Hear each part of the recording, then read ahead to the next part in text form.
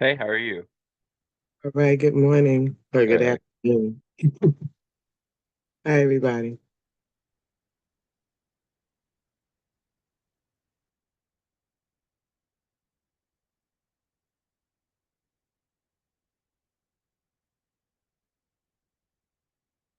All right. I'm just trying to let everybody in as my admin gets in here as well.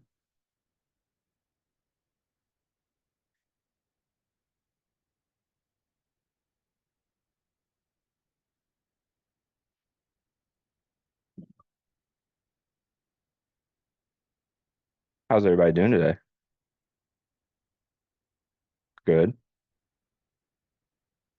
Good.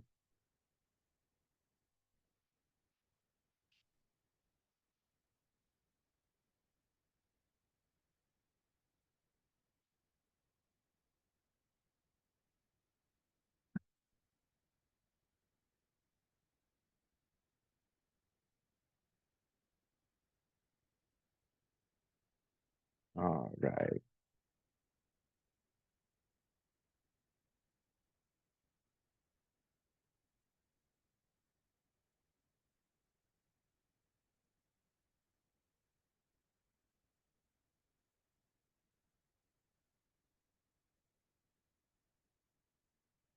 Should have some more people coming in here.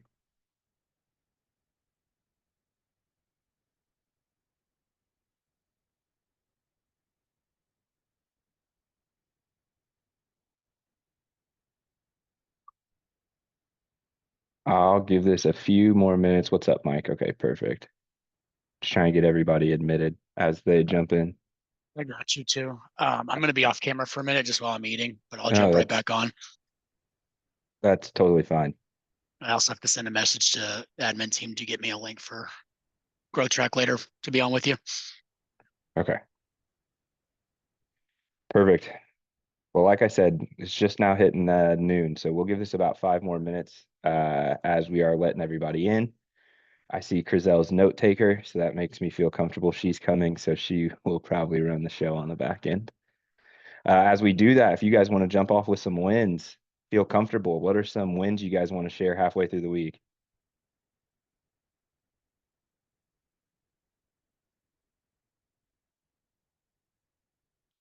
Any wins this week? Any sales wins? Any deals we got? Anything we're moving? I'll share one if no one's going. I started my first flip, so demo just began, and so I just went back today and went to go take some photos of the progress and everything, so I could get like a little before and after. I love that. I love that. That is awesome. How'd that make you feel when you took the pictures? And it's great, man. Good. It's cool because yeah, it's the beginning feeling, and then just kind of going to the showroom with my contractor and everything, and picking out all the fixtures and the flooring and everything. It's got me looking forward to what that final product's gonna look like. That is awesome.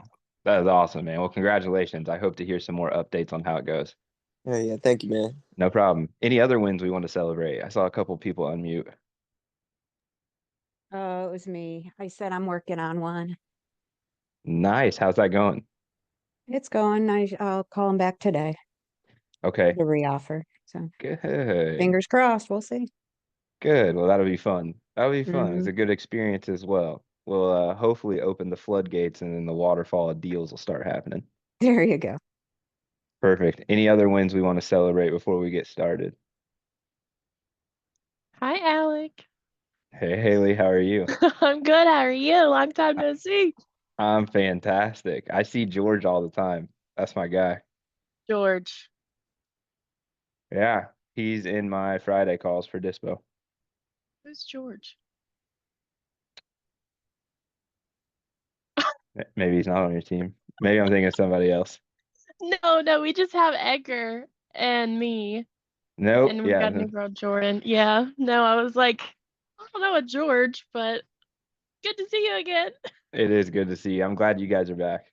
Yes, me too. Me too. It'll just be me and Edgar today. So, Nice. Well, yeah. perfect. Perfect, perfect. All right, guys, as we are letting some people in, I am going to set the stage of what this looks like. So some of you guys have gone through these before. And for some of you guys, this is your first time, as I'm seeing your faces for the first time. This is the sales boot camp, so please be prepared for about 3 to 3.5 hours of content. We want to make sure every quarter we're giving you guys a refreshed look on our sales psychology, our scripts, and our components of a house. We want to make sure that, especially this quarter, it's going to be very similar on the sales psychology. It's going to be very similar on the script training. But when we go through the components of a house, we want to make sure that we are bridging any gaps when it comes to what we're doing and what we're looking at when we calculate repairs. So we're going to go through, it's going to be Coach Steve. He's going to go through the specific component. He's going to go through the age and life expectancy, and he's going to go through when we look to repair those certain objects. So this first section is going to be me. As some of you guys are used to, typically it's me the whole 3.5 hours, but I will only be here for the first portion. So after that, Coach Brandon is going to take over the script training. Most of you or some of you may have him in sales pods. So as you guys know, he is a sales professional. His job is to be a script expert, and he is definitely that. So in the second hour, I would say you guys are going to get a lot of feedback from him. He's going to go through all of the scripts that we have, follow-up specialist, process, offer, renegotiation, and our purchase agreement. And then after that, Coach Steve will take over. So what I ask as you guys are here, engagement. If you guys are in my Wednesday evening calls, the accelerator, you guys know that I love to see your beautiful faces. I want to hear your questions. I want you guys to ask questions in the chat. I'm going to make this interactive because that's the type of person I am. So don't be surprised if you hear your name. And it's all about getting 1% better. So there's not a dumb question. If you have a question, I'm sure another knucklehead in here has the same question. So let's just go ahead and ask it.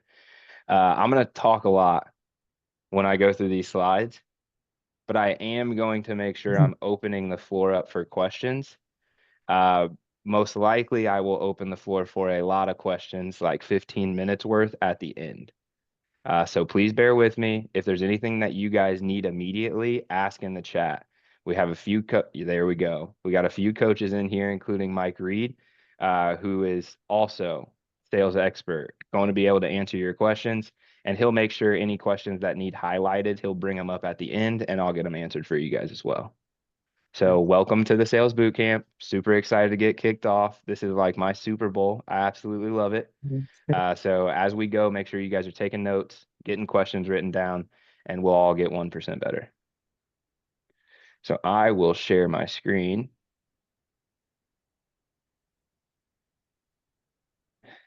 And we will get started. All right, just make sure. Perfect. So let's talk about the sales psychology. And it always starts with a goal. So before you guys ever start an activity, there's always a goal that comes with it. For instance, when Carrie sends another Amazon package to the door and she comes in here and gets me and tells me there's a bed frame or a dresser that I got to put together, my end goal is to get it finished. If I didn't have an end goal, I may never finish it. So when you guys think about sales and our sales psychology, the goal is to master sales so you close every closable deal that crosses your desk.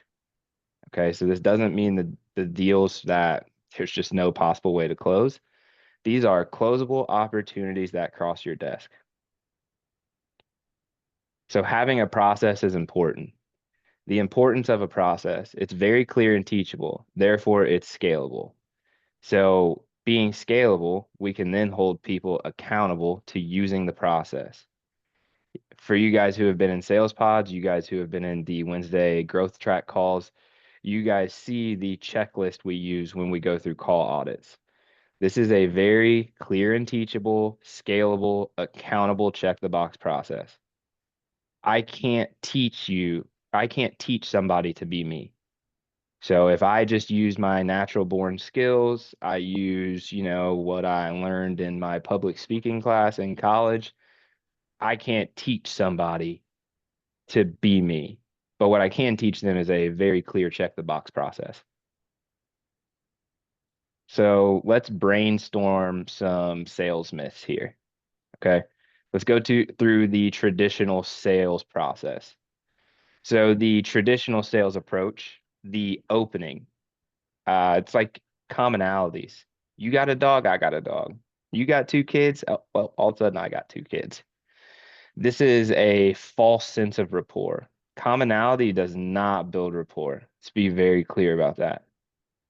Benefits, see what sticks. So this would be people who are going door to door, and if you guys have seen Napoleon Dynamite, are trying to sell you Tupperware and they're running it over with their car to show you it doesn't break. Or they're coming in and spilling a little wine on your carpet and then using their carpet cleaner to clean it up. That's the benefits. The trial closes. So we're going through yes sets. We're going through different questions to get you to say yes. Here in traditional sales, we overcome objections. So we wait until an objection comes and we handle it. And the result from traditional sales is we either get the close or we have to chase them. There's no game plan moving forward. So how do prospects react when a salesperson is involved? I want you to describe a time where you've done one of the following. A prospect misleads you. So maybe they're telling you the house is a lot better than what it really is. They may even act like they're interested, but really they're not. They may even act like they're not very interested, but in reality, they are looking to make a decision. The prospect hesitates. So they say, let me think about it. I know we all get that. The low-hanging fruit. So they go all in and everybody else ghosts. Okay, so these are the people who are just looking for offers. These are the people who they maybe have a property that there's not really much we can do with. And so it's just an easy deal. They'll take whatever, but everybody else ghosts because something on the back end is holding it up. Your prospect is afraid, ultimately. They're afraid you're going to waste their time. They're afraid that you're not going to take no for an answer. They're afraid you're not going to understand their situation. They're also afraid they're not going to get the best deal. And then we all have this. We're afraid that we're going to get sold.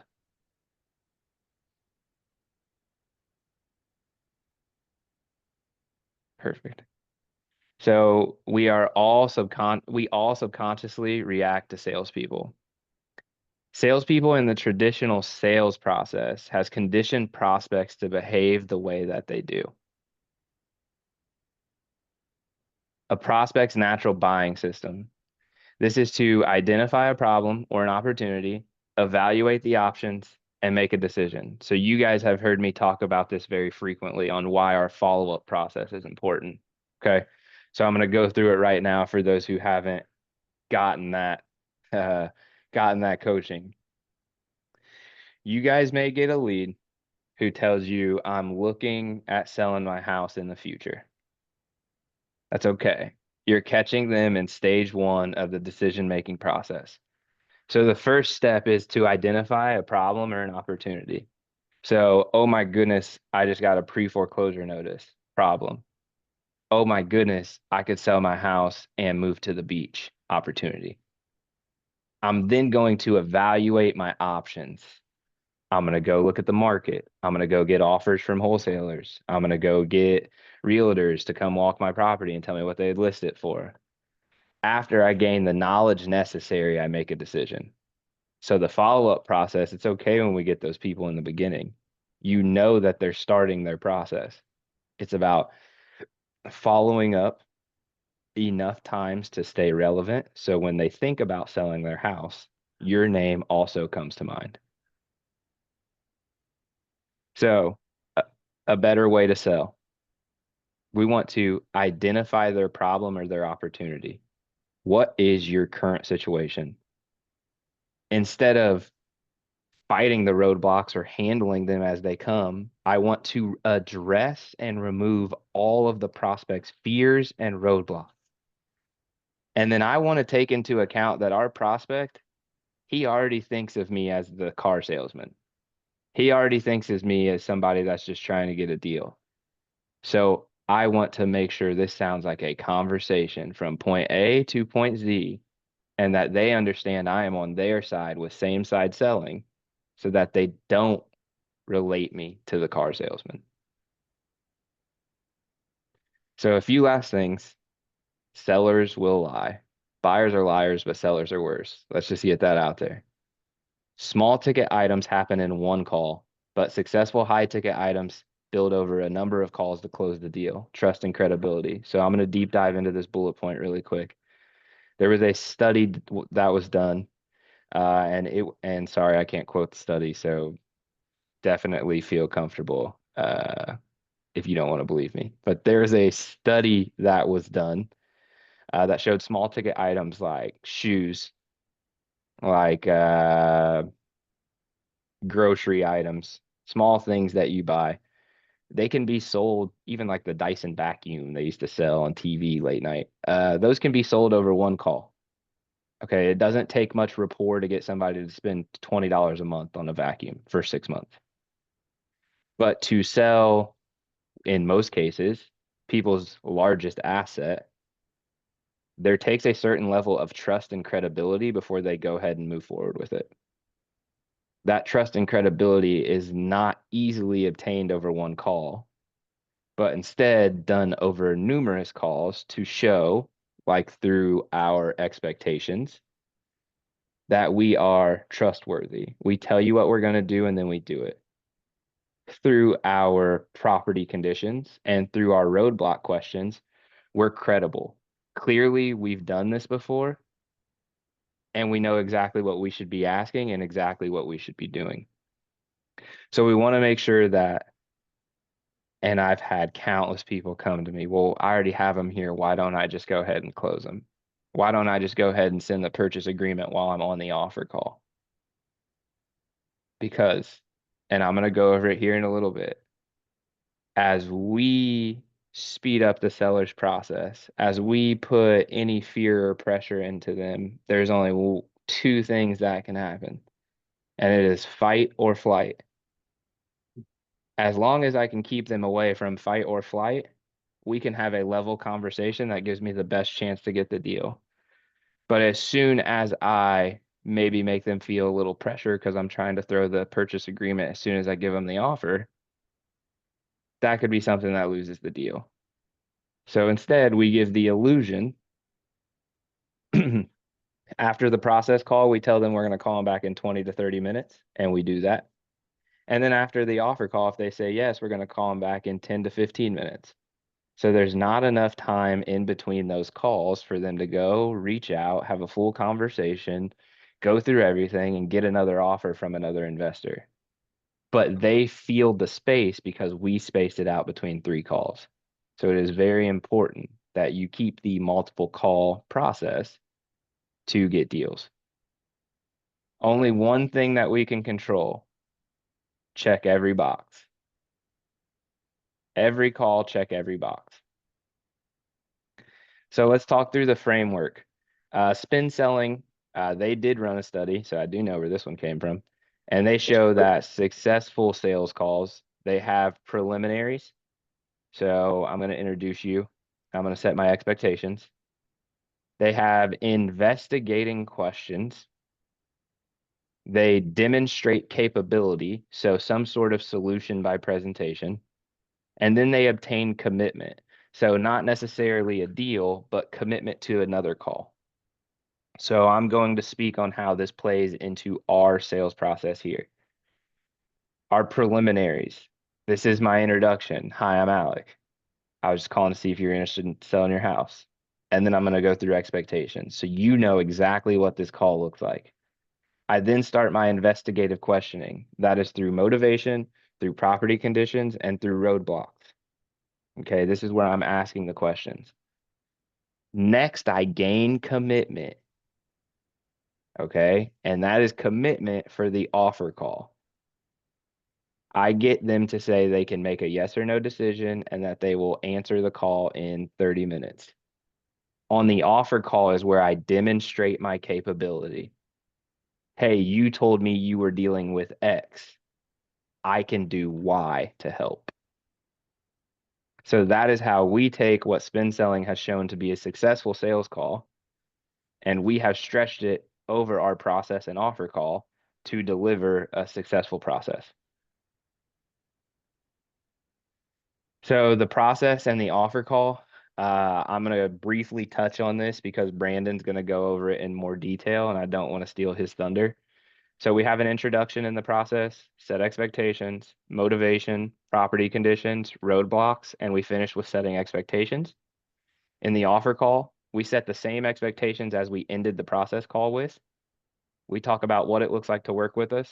We go through our presentation. So where we can add value by closing in 21 to 24 days, closing on a timeline you like. We can add value by all cash. So there's going to be no realtor commissions, no closing costs coming out. Then we go to our offer and then we set expectations for next steps. So even if it is a no, I will set expectations that I will be following up to check in. I'd never want to leave them not knowing what the next move is. So the 4 fundamentals, now we're going to get into the nitty gritty. We're going to break down all of these 4 fundamentals. And here, after every fundamental, is where I'm going to open the floor for a question or two before we get to the very end. So continue to ask your questions in chat. I won't lie, I haven't been reading chat, but I've been seeing the number blow up. So keep asking the questions. Mike, if you ever feel there's a question I need to answer out loud in the moment, just stop me, brother. There is one. do Jonathan it. just spoke up. So he said he's actually having trouble getting people back on the phone after the offer call for the PA. So he's been closing them on the offer call. I addressed it, but if you wanted to go a little bit more in detail on that. Yeah, so he's not getting them to answer on the purchase agreement call. I would Correct. then ask, and Jonathan, feel comfortable if you don't want to, but I would, if you want to come off mute, how do you set expectations for that purchase agreement call? Well, typically, if I make an offer, I'm like, if they say yes, let's move forward. You know, especially if I have to go back to the partners, I'll put them on hold. And, you know, I'll go talk to the partners about, you know, the price if we need to move it up or whatever. But if I get them to the point where they want to move forward, to me, it's seemed more risky to get off the phone because then all of a sudden maybe they're changing their mind.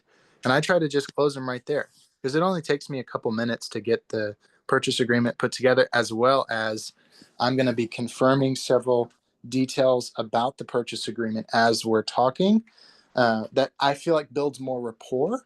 So that's just kind of been my experience is like, okay, they said yes.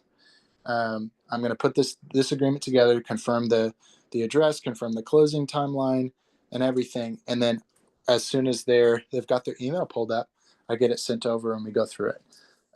So most of the time, I'm not doing separate calls. And from my experience, whenever I have tried to separate the offer call from the purchase agreement, it just seems like it increases the risk of losing them and having them change their mind. No, I can definitely appreciate that feedback. Setting the correct expectations will definitely mitigate that risk. And from our experience, it is way less of a risk if you set the correct expectations than it is to keep them on the phone to sign the deal. Typically, you know, as we are going, like I explained before, from process to offer to purchase agreement, it is very small increments of time in between. So we are, instead of forcing them away, making sure everything's agreed upon, expectations are set so there's no questions as we continue to move forward.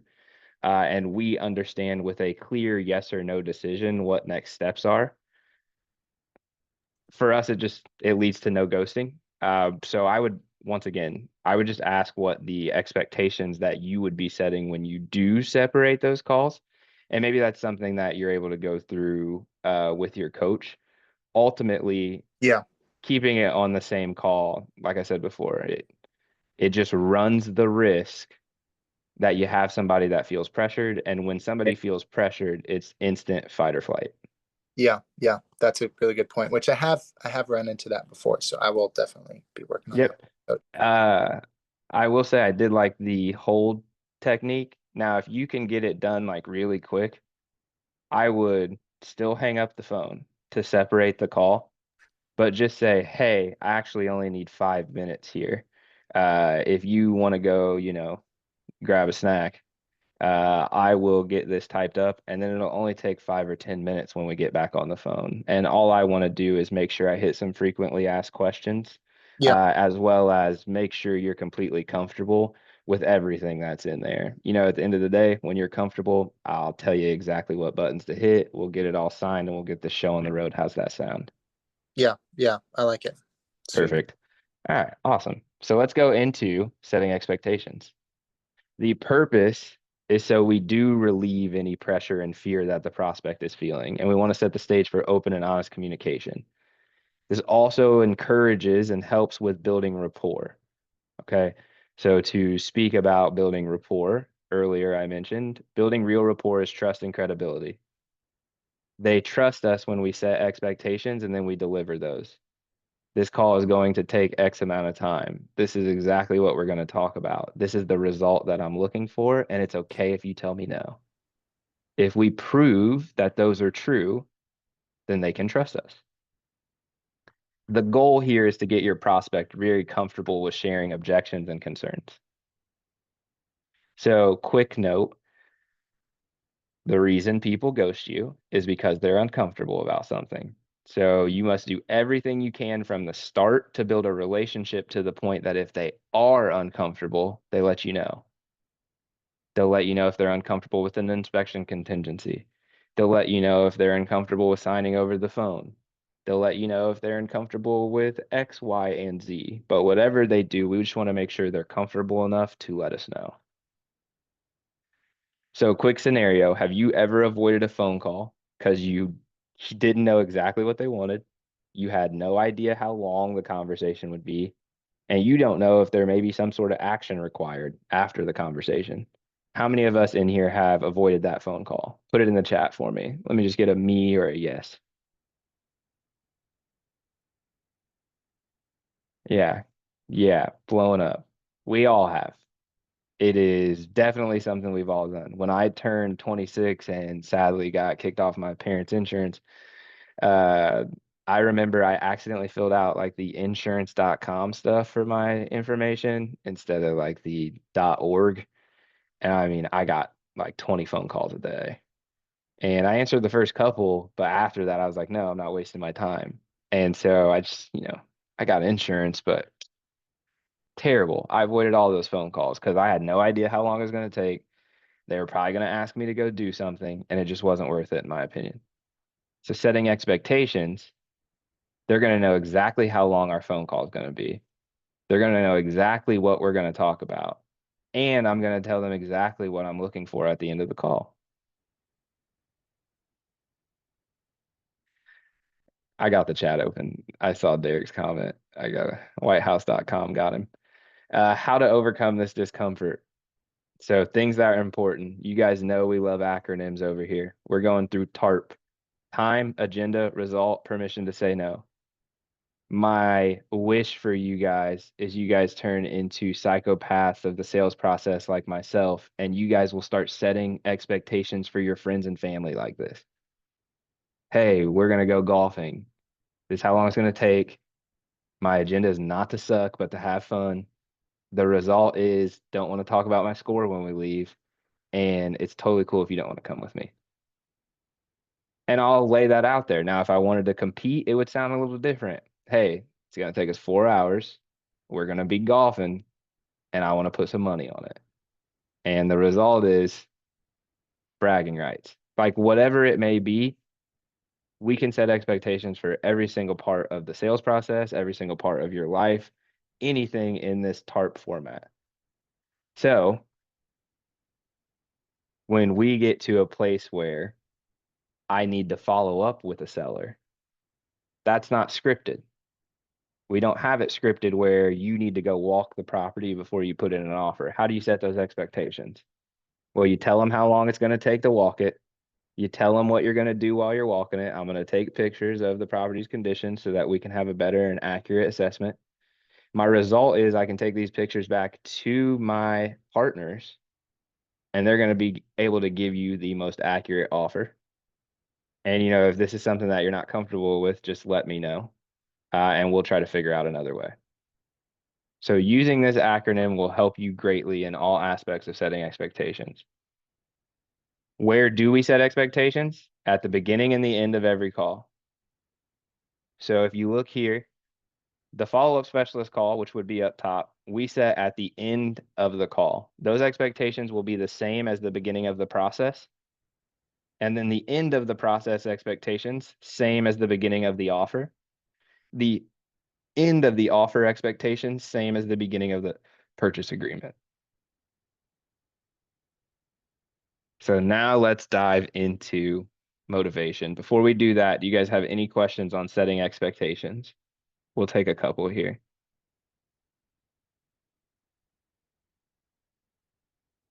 Shayla, I'm going to answer your question really quick. You can change the expectation in the beginning.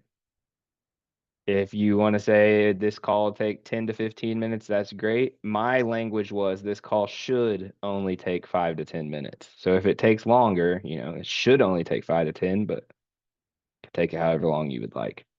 So yes, if you feel that they may be getting uncomfortable from that, then yep, or there you go, Amber, or try a few. Perfect. All right, we're going to move on to motivation. So the purpose of uncovering motivation is to uncover their situation, the problem or opportunity that got them here, and to help them transition from an analytical mind state to a decision-making mind state. Emotions are a necessary ingredient for decision-making. It's like 95%. Hi, this is Hunter. Oh, Hunter, you're still in the Zoom. You're okay. You're okay. Hey, you sounded good. Good intro. Emotion, and it's like 95% of people make emotional decisions and back it with logic. So I know the 2-day, if you guys have been lucky to attend, if not, you'll enjoy this story. Tiffany is somebody who will emotionally make a decision and back it with logic. Very open, and she's very quick to make a decision. For instance, they walked in to buy a brand new car. She looks at a car and she goes to the salesperson, says, "How much is this?" And he was like, "You want to test drive it?" And she was like, "No, how much is it so I can buy it?" He's like, I need to go get my manager." So the manager comes out and is like, "Well, you need to buy this for 5,000 over MSRP because this is just a hot commodity." And she was like, "Okay, here's my card. Like, go run my information. Let's just buy it." Her emotional decision was backed by logic of they needed 3 rows because they were having another kid. And that is how we all make decisions. So did you make a logical decision when you were buying the last pair of shoes you bought? I did not. I bought some nice Nikes. Or how about the phone that you have? I'm just going to tell you guys, if you guys don't have the Nokia that you can throw off the Empire State Building and it still works, no is your answer too. Or what even about the car you drive? Is that the most logical investment? We all make emotional decisions and back them by logic. So my Nikes were emotional because I liked how they look and I like Nike, but the logic was I could afford them. So how are we going to draw out emotion? We use an acronym called SIP, and this is where we're going to go through the situation question, a Socratic or impact question, and then the picture perfect scenario question. So we want to make sure we're labeling the situation. I'm sitting in a black chair, and I want the impact of that black chair when it comes into regards of selling the property. Well, the black chair makes my back feel really good, and the property makes my back feel really bad. So for this, I want to sell my house because I'm downsizing. Well, downsizing, what exactly do you mean? Well, I'm downsizing because now it's just me and my wife. We're empty nesters and we don't even use upstairs anymore. So we just have a whole bunch of wasted space that we don't need. So how does emotion play a role in the following examples? Just imagine that you're picking up a can of green beans off the shelf. There's no real pressure or no outcome. You're going to pick between the Kroger brand and the Jolly Green Giant. There's no real difference except for price. Now imagine that a loved one is being held hostage and you got to make a life or death decision on whether you're not going to pay $1 million to get them back. All of a sudden, the number of $1 million doesn't matter. What matters is how am I going to get this money to save my loved one? So as you see, emotion plays a role in every example. So here's some situation questions. I'm not saying you will sell or you have to sell, but what has you thinking about selling? What has you considering selling? I used to say, hey, I'm curious, what has you thinking about selling the property? Here, we never want to assume they are going to sell. So we don't want to say, hey, why are you selling? They have not openly said or committed to selling their property yet. So we just want to ask, what has you thinking? What has you feeling? What has you considering? People are motivated by these two things when you get down to the brass tacks of it. They're either moving away from pain, and this is urgent, or they're moving towards pleasure, and typically it's less urgent. So impact, when we are asking impact questions, I would say this is one of the biggest things that I run into with some of the students I work with in small group when we're going through sales stuff. How to ask the right impact questions. Don't make it too difficult. Short, open-ended questions that the seller is then able to expand on what emotion the situation is causing. So I want to know when I ask my impact questions, is this impacting you physically, emotionally, mentally, financially, relationship with others? Is it keeping my prospect from reaching any goals? Does it affect how the prospect spends his or her time? Or then lastly, is it extreme pleasure? Okay. So when we're asking impact questions, keep it simple. Pick 3 or 4 you guys really like. Use them on every call. You can mirror. You can say, hey, when you say that, what exactly do you mean? Man, how you been dealing with that? Oh my goodness, I couldn't even imagine. It sounds like that's a really big deal, yeah? You want to ask a few impact questions on every call. If you guys can make them universal so you can just plug and play the situations, it makes it way easier to not overthink it, and you will ensure that you're able to start digging into motivation. As you guys continue to grow, you continue to advance, throw in a little razzle dazzle and have a little fun. But for right now, my recommendation is as you are getting comfortable inside of motivation, pick 3 or 4 really, really good ones and try to ask them on every single call. So a couple examples, like I just said, how does that make you feel? Tell me more about that. When you say blank, what do you mean? And mirroring, repeating the last 3 words or phrase that a seller has said in the form of a question. Downsizing? So some quick tips as you are asking good impact questions and the conversation is flowing, they'll continue to talk more and more. Your prospect should get emotional. That's what we want to do is draw out the emotion. You are going to probably have to explore a few motivations, so don't accept face value. So a lot of times they'll give you their reason for selling. You'll ask them impact questions. You should go back and say, okay, so besides X, Y, and Z, is there anything else that potentially has you on the phone with me today? And we want to understand if there's anything else that's causing them to sell. And then not every prospect is motivated. Okay, so imagine yourself as a gold miner, not a chemist. You're not mixing some things up and conjuring up a deal. We're literally in the mud with our pan and we're sifting and sifting and sifting, and we're hoping that every day we find that gold nugget.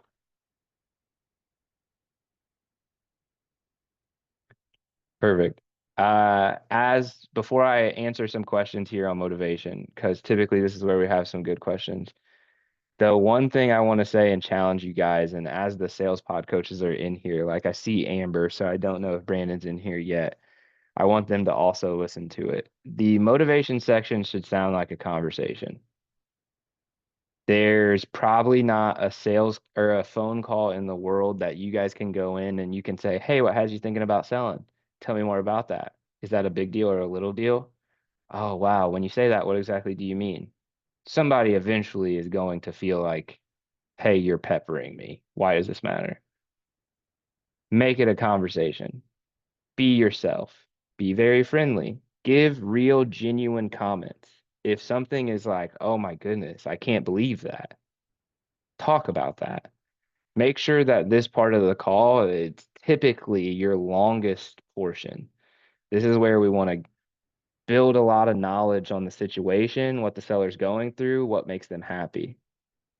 So you want to make sure here you can always have a very solid conversation. If you pick up that they do have a wife and kids or a husband and kids, and they talk about them very highly, let them go on that. That is good knowledge for you to learn because it feels like they are giving or opening themselves to you. So they'll feel that connection more, as well as they're not going to question you when you start peppering them on these questions. So that is the only thing I want the sales pod coaches to listen for. And for everybody that's in here, please be very careful in motivation when it stops sounding like a conversation and starts sounding like an interrogation. Perfect. It looks like you guys are answering some really good questions in the chat. Do you want to answer that one? How do you deal with the resistance of that's none of your business? Yeah, I can definitely do that. So if somebody says that it's none of my business, I'll explain. No, and I can appreciate that. If it's something personal that you don't want to share details, that is totally fine with me. I just work with hundreds of different people every week, and ultimately, I just want to understand to the best of my ability the exact situation that's got you selling the property, because whether you sell it to me or you sell it to somebody else, my goal here is to just point you in the right direction and see this as a win for you, man. So with that being said, I guess I'm just curious, is there anything that you can let me know about what's got you thinking about selling? Just like that.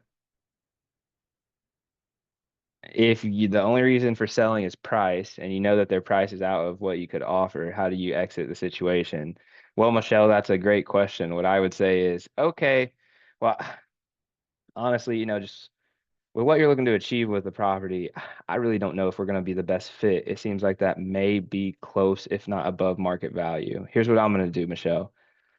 Let me do some research and give me a couple weeks and I'll give you a call back. In that time, I'll just check in, see how your process is going, and I'll let you know what I'm seeing on my end. Is that okay? All right, Michelle, you have a great rest of your day. Let me know if you need anything. And I'm off. What if the prospect is not okay with giving out any info to the impact questions because they think it's too personal? Great question, Josh. Don't ask for dirty details. Hey, that is okay. I don't need to know any details at all. My only concern is how this situation is impacting you, because it could be something where you need to get this house sold immediately. It could be something where you don't, have the availability to get things out of your house. And these are things that I potentially can help with. But if I don't understand you're going through that, I just don't feel like I can help to the best of my ability. So with that being said, Josh, what's sparing me the details, just kind of tell me how the situation's been impacting you, man. Perfect. All right, I'm going to go to the next one and we'll answer more questions again after I finish these next two. I've also seen in the chat like 5 times, is this being recorded? It is being recorded. And if you guys go to school, you go to the live trainings and recordings folder, you'll see the last sales boot camp from January 8th. That is where it will be. All right, let's overcome some smoke screens and some objections, because I know we all get that. So here on overcoming smoke screens, resistance, and objections, you guys know we got 2 tools. If you guys are in my Wednesday growth track calls, you guys hear me talk about these all the time. So we have going for no, and we have utilizing empathy, especially utilizing your tonality. So let's talk through them. What happens when you guys tell a child not to do something? Just in case you guys were wondering, we just entered this stage in the Turner household, and we get the hand slap and and then he walks away. That's what we get when we tell him no. Resistance. Or how about when you were in high school or college and there was that one person who played hard to get? For some reason, everybody wanted him or her. Resistance. Resistance is natural in everyday life. If I'm pulling towards a no, the seller will pull towards a yes. And that's the resistance that we see every day from children, from employees, from life in general. Just everything is resistance. So we naturally push back against suggestions and demands. When you are suggesting that somebody takes a route or this is how you should do it, what are you really doing? You're asking them to adopt your beliefs. Hey, Amber, I think you should buy this Nike shoe. Nike is the best. That is me asking her to adopt that belief. And what if she's Adidas? What if she loves how they feel? She's naturally probably then going to tell me why she doesn't like Nike, why she's only going to buy Adidas. And I probably just made her one step closer to never buying Nike again. Okay. So we want to be careful anytime we suggest somebody to do something or we demand that they take action. Resistance can be made anytime we feel pressure, fear, and discomfort. So this is what I was speaking with earlier when Jonathan brought up he's been closing people right after the offer. He's got them going, they say yes. Ultimately, we talked about it. That is something that can be successful, but it does and can bring pressure, which will then put people into the resistance mindset. And at that point, it's all about fight or flight. Are they going to sit there and throw the dukes with us and try to get out of that situation? Or are they going to say, oh, my dog's barking, I gotta go, click. And then we never hear from them again. So we want to identify smoke screens and resistance in sales calls. You guys feel free to chime in the chat and anything that you guys don't see on here. So let's say we're getting, I'm not interested. Very short or shy answers. Yeah, sure. Mm-hmm. Hostility. Why'd you call me? You think my house is for sale? I don't see a sign in the yard. Rushing through a call. Yeah, I got 5 minutes. Hustle up. Misleading or lying. Yeah. Just let me think it over. I need to go talk to my cousin. Oh yeah, just let me think about it. My brother-in-law, he's a realtor. He knows what to do. Let me know in the chat, guys. Do you guys experience these? Are there any different ones that you guys are getting? You called me. You tell me. Yep. I only have 5 minutes. I can only text. Yeah, these are great. Email me the offer. That is huge. Yeah, just go ahead and email it over. Perfect. So we all experience these. Oops. Let's talk about some ways we can get over it. We can go for no. So always being one step closer to the seller. Okay. Naturally, this relieves all sales pressure. Okay.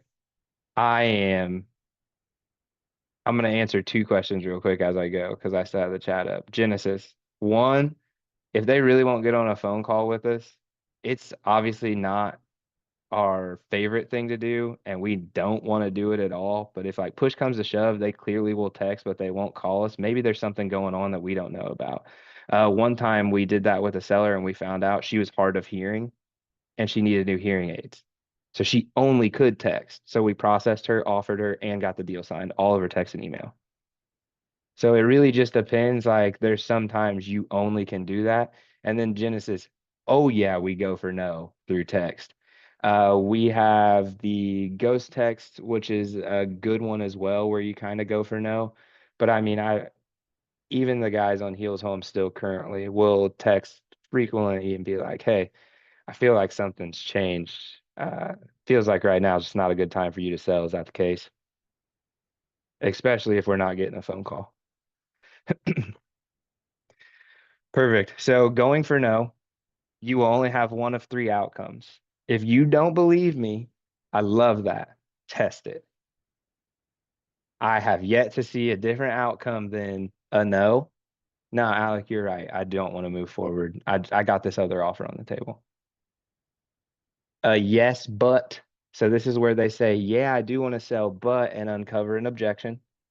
And then lastly, the seller closes themselves. So a lot of times they may have a couple things lasting in their brain that they just don't know. And when you go for no, it's like, no, you're right. No, I do want to move forward, Alec. So go for no. If you need to practice it, go home and go for no on the people you love. Everybody has this battle. I don't care who you are, who you go out to eat with. When you ask what they want to eat, what is the answer we all get? I don't know. It doesn't matter. That is non-committal language. Start going for no. I'll tell you how I do it, and now I have a Chick-fil-A addicted girlfriend. Well, I mean, sounds like you really don't want Chick-fil-A. And bam, no, I do want Chick-fil-A, but, and I can overcome that roadblock every single time. So practice on the people at home that you love. That'll help you feel comfortable. If you can do some of these skills on people you genuinely care about, you'll see you're doing no harm. You're asking fair questions. And then it will be much easier to translate into your sales calls because you care about these people, you care about their situations, and you handle them gently because you don't know them personally and don't want to leave a bad impression. So go practice on the people that you love and then bring it really hard on the phones. We want to be closer to no in hopes that it pushes the prospects to a yes. Mike, you got to be careful with that. Going for no. Carrie caught on. I can't do it anymore. I can't do it anymore. She says, don't bring that Heels Home stuff around me. She gets me But on the setting expectations every time. there we go. So we want to be closer to a no in hopes that it's going to push the prospect towards a yes versus the other way around. So the goal is when I'm going for no, I want the prospect to think, well, why am I not good enough? Why is my house not good enough? Why doesn't he want my house? And then they're going to show me why I should want it. That is what I'm hoping for in a picture perfect scenario.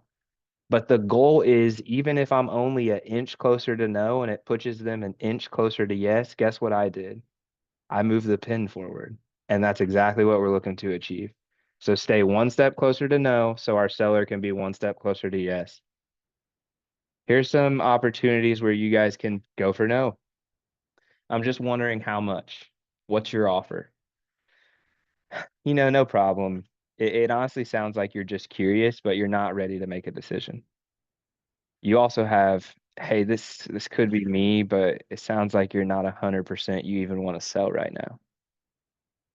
We have under here, let me think about it. So I can appreciate that. This is a very big decision, and you seem like a polite person. We've had a great conversation, but most of the time when somebody tells me they just want to think about it, it's just a polite way of saying no. And if it's not a yes, then it's a no, and that's perfectly okay. So here's some options. You guys can obviously get creative, but we want to keep the main thing the main thing. We want to label that it sounds like they're telling us a no. And then we want to say, and if that's the case, that's okay. Perfect. So look out for non-committal language. Josh, I'll answer this question really quick. Is there a time that it's made them angry and react in a negative way? Because they're telling us no. It's not angry and negative because they were going to move forward and sell the property. Those people typically we call back in 2 weeks and they still got the property and it's still for the same price. So going for no, if there is any other answer, you're going to be like, oh, no, like, no, I do want to move forward. Now, obviously, to color in the gray area really quick, don't just go for no like 10 times in a row. where there's no space in between going for no. Ah, but no, Josh, it really sounds like a no. Yeah, that'll probably piss somebody off. But if you do it appropriately in the right place and you do it the appropriate amount of times, then no. For the most part, I've not had a situation where the person actually wanted to sell and they got pissed off at me. I think it's super important that the urgency statement is made because that's what gives you permission to go for no. You Yep. guys don't get, if you let non-committal slide by and then you try to go for no, that's when you get pushback. But if you've set the expectations and you've addressed non-committal language, the go for no is effective every time. I love I it. agree with Alec. I agree with Alec. Prove us wrong. Yep. I'm I gonna love that. because Brandon spoke up, and I'm going to add my 2 cents too. Do it. Remember your tonality on this as well. We Yep. don't want to sound too salesy. You may even want to use reactive tonality and take it down a notch. You might be using words that could technically offend them, but how we say it is as much part of your success in this as well. Yeah, both are correct here. Yeah, I love those inputs, guys. Please feel comfortable to speak up, by the way. I should have said that earlier. Brandon, when he says we have to confirm urgency, confirming urgency is, hey, I just want to make sure if we come to an agreement on a fair price, you are ready to sell. If they say yes, we hold them to that accountability. That's the ticket to go for no. That is like your entry ticket. If we don't get that yes, then they haven't even told us they want to sell and they would come to an agreement. So who are we to try to hold them accountable to that? And then Amber's correct. If you guys have worked with me, you know how I feel about tonality. I think you can get away with murder if you got the right tonality. You can say whatever you want if the tonality is correct in the situation. Now, I'm not asking you guys to do that or telling you to do that by any means, but your tonality will get you into doors you shouldn't be in. Your tonality will keep you in conversations longer than you should be. And your tonality will let people know through a phone how you feel, how this is impacting you, and how you're going to help their situation. So tonality is huge in this. And we're actually about to go over some tonality as we go through the empathetic tone. So I do want to note this is different than sympathy. So showing sympathy makes you feel that you're better than them, and we want to avoid this. And it's not even that you're better than them, it's just that if you're showing sympathy, you're sorry they're in that situation. So, for instance, when somebody has a family member or somebody they love pass, we've all experienced that. So, it's appropriate to say, I'm sorry, because we know what that feels like. So, we can say, I'm sorry you have to go through it. But if a seller comes to me and tells me they're going to lose their house because they lost their job because they got hurt at work and they couldn't get workers' comp, I don't know what that feels like. I can't tell him I'm sorry you're in that situation. That sounds like I'm better than him. But what I can tell him is, wow, I couldn't even imagine how you feel. I acknowledge what you're going through. I appreciate that it sounds hard, but I have no experience of that myself. So I can't tell you I'm sorry and show you sympathy, but I can show you empathy. And that is what we want to do here. So the goal, once again, we want to keep everybody on an even playing field. Okay. I just want to make sure we reemphasize that before we jump in. We talked about it in expectations. Now let's talk about it when maybe people get pissed off or maybe we deliver some bad news. So I do want you guys to think about a situation and please put them in the chat. Think about a situation when you were on the phone with a seller and they got very upset and it did not matter what you said. So put them in the chat. We'll just go for a couple seconds here. Where were some places in the call or what happened where people called in and they were just pissed off and you guys couldn't even get in a word? I know I have plenty of examples. We had one guy, fun story as you guys are typing these in the chat. We had one guy, yeah, from start to end, one guy who was on our direct mail list and for like 6 months would not give his address and called from a different number every month. And eventually we had saved him in the phone, in the like in Podio as like, do not answer, we'll cuss you out. And every month he would call, he would give us a run for our money. And we kept skip tracing and skip tracing and skip tracing. And we tried every address we would find. And then 1 month, he just never called back again. So we must have found the right one to take off. Couldn't get him back. Tried the empathetic tonality, everything. He was like, no, I'm here for a reason. It was fun. Perfect. So we got, yeah, okay, Haley. So went for no and they started yelling at you and hanging up. So somebody that clearly has something they have to figure out that didn't want to be called on it, called an heir to uncloud title. I don't want to put in the effort to take pics. If you want to come by, just come take a look at it. Yeah. Non-conforming house can only get a cash buyer because just no fine retail price. There we go. Super offended with your offer. Perfect. These are all fantastic examples. So what do we do when they get pissed off though? Because they're going to get pissed off. We utilize empathy. Okay. So we really want to make sure we're utilizing our tone here. We have a proactive approach. We have a reactive approach. First, I'm going to talk about a proactive approach. Brandon in the next segment is going to go over the renegotiation script with you guys. Proactive empathy. I'm about to take money away from you. I'm delivering bad news. I can't come in and sound like I just hit a tee shot 300 yards down the fairway. I have to come in and sound like somebody kicked my puppy dog because I'm delivering bad news. If I come to Brandon and I'm like, hey, Brandon, hey, man, I know you wanted that 300 dog, but we got to be at 275. How do you think he's going to take that? He's going to think I don't care. He's going to think this is transactional and all the emotion and rapport I built, out the window, gone. How likely is he to take that reduction? Not very at all. But if I come into the call and I explain, man, Brandon, I know that you wanted that 300, but as you know, we did our inspection, dude, and this is probably my fault, man. I should have just walked the property before we even moved forward.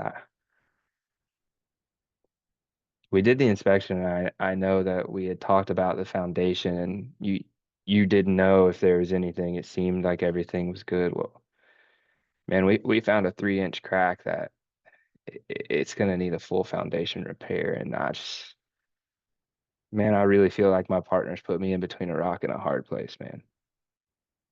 That type of tonality. He needs to feel that I'm upset for him because I am delivering bad news. Now, a reactive approach. You guys gave me a bunch of when people get pissed off at you on the phones and it's not something you planned for. The Malou, I will say, if you were given an offer that was like way lower than they're asking, you should go in with the proactive tonality. Just be prepared for that. But let's say we have somebody that gets upset with us because they don't want to take pictures. I'm going to drop my tone to a low, almost whisper. I'm going to take some pauses and some sighs. I want them to know that, like, wow, I feel so bad. I'm sorry. I did not mean to offend you. I just hesitation, stutters, all of it. They have to know that I apologize for how I'm making you feel. And naturally, if they're up here and I'm down here, what's going to happen? They're going to come down. I forget who told me this. I actually think I learned it in my public speaking class in college, but you guys should try it because I have done it and it works. If you whisper to somebody, eventually their brain will tell themselves they can't hear you and they'll whisper back. So if you get somebody that's super pissed in the beginning of the call, whisper all your empathetic tonality and watch how quick they stop yelling. Then you can have a conversation with them. Zach, I'm doing a renegotiation today over 200K, multi-million-dollar home, a lot of rapport built. Do you have any tips specifically for such a drastic price difference? I would say multi-million-dollar house and 200K. And I'm gonna let Amber take that one-on-one because that'll be a good one for you. I wouldn't say that's a drastic price difference. Like think about a $200,000 house that we price drop 30K, like probably the same ratio. So don't think hard on the price drop. You have to think hard on the motivation and what are they looking to achieve. And you got to make sure that is the forefront of the conversation. Like, man, I really know you were looking to do X, Y, and Z.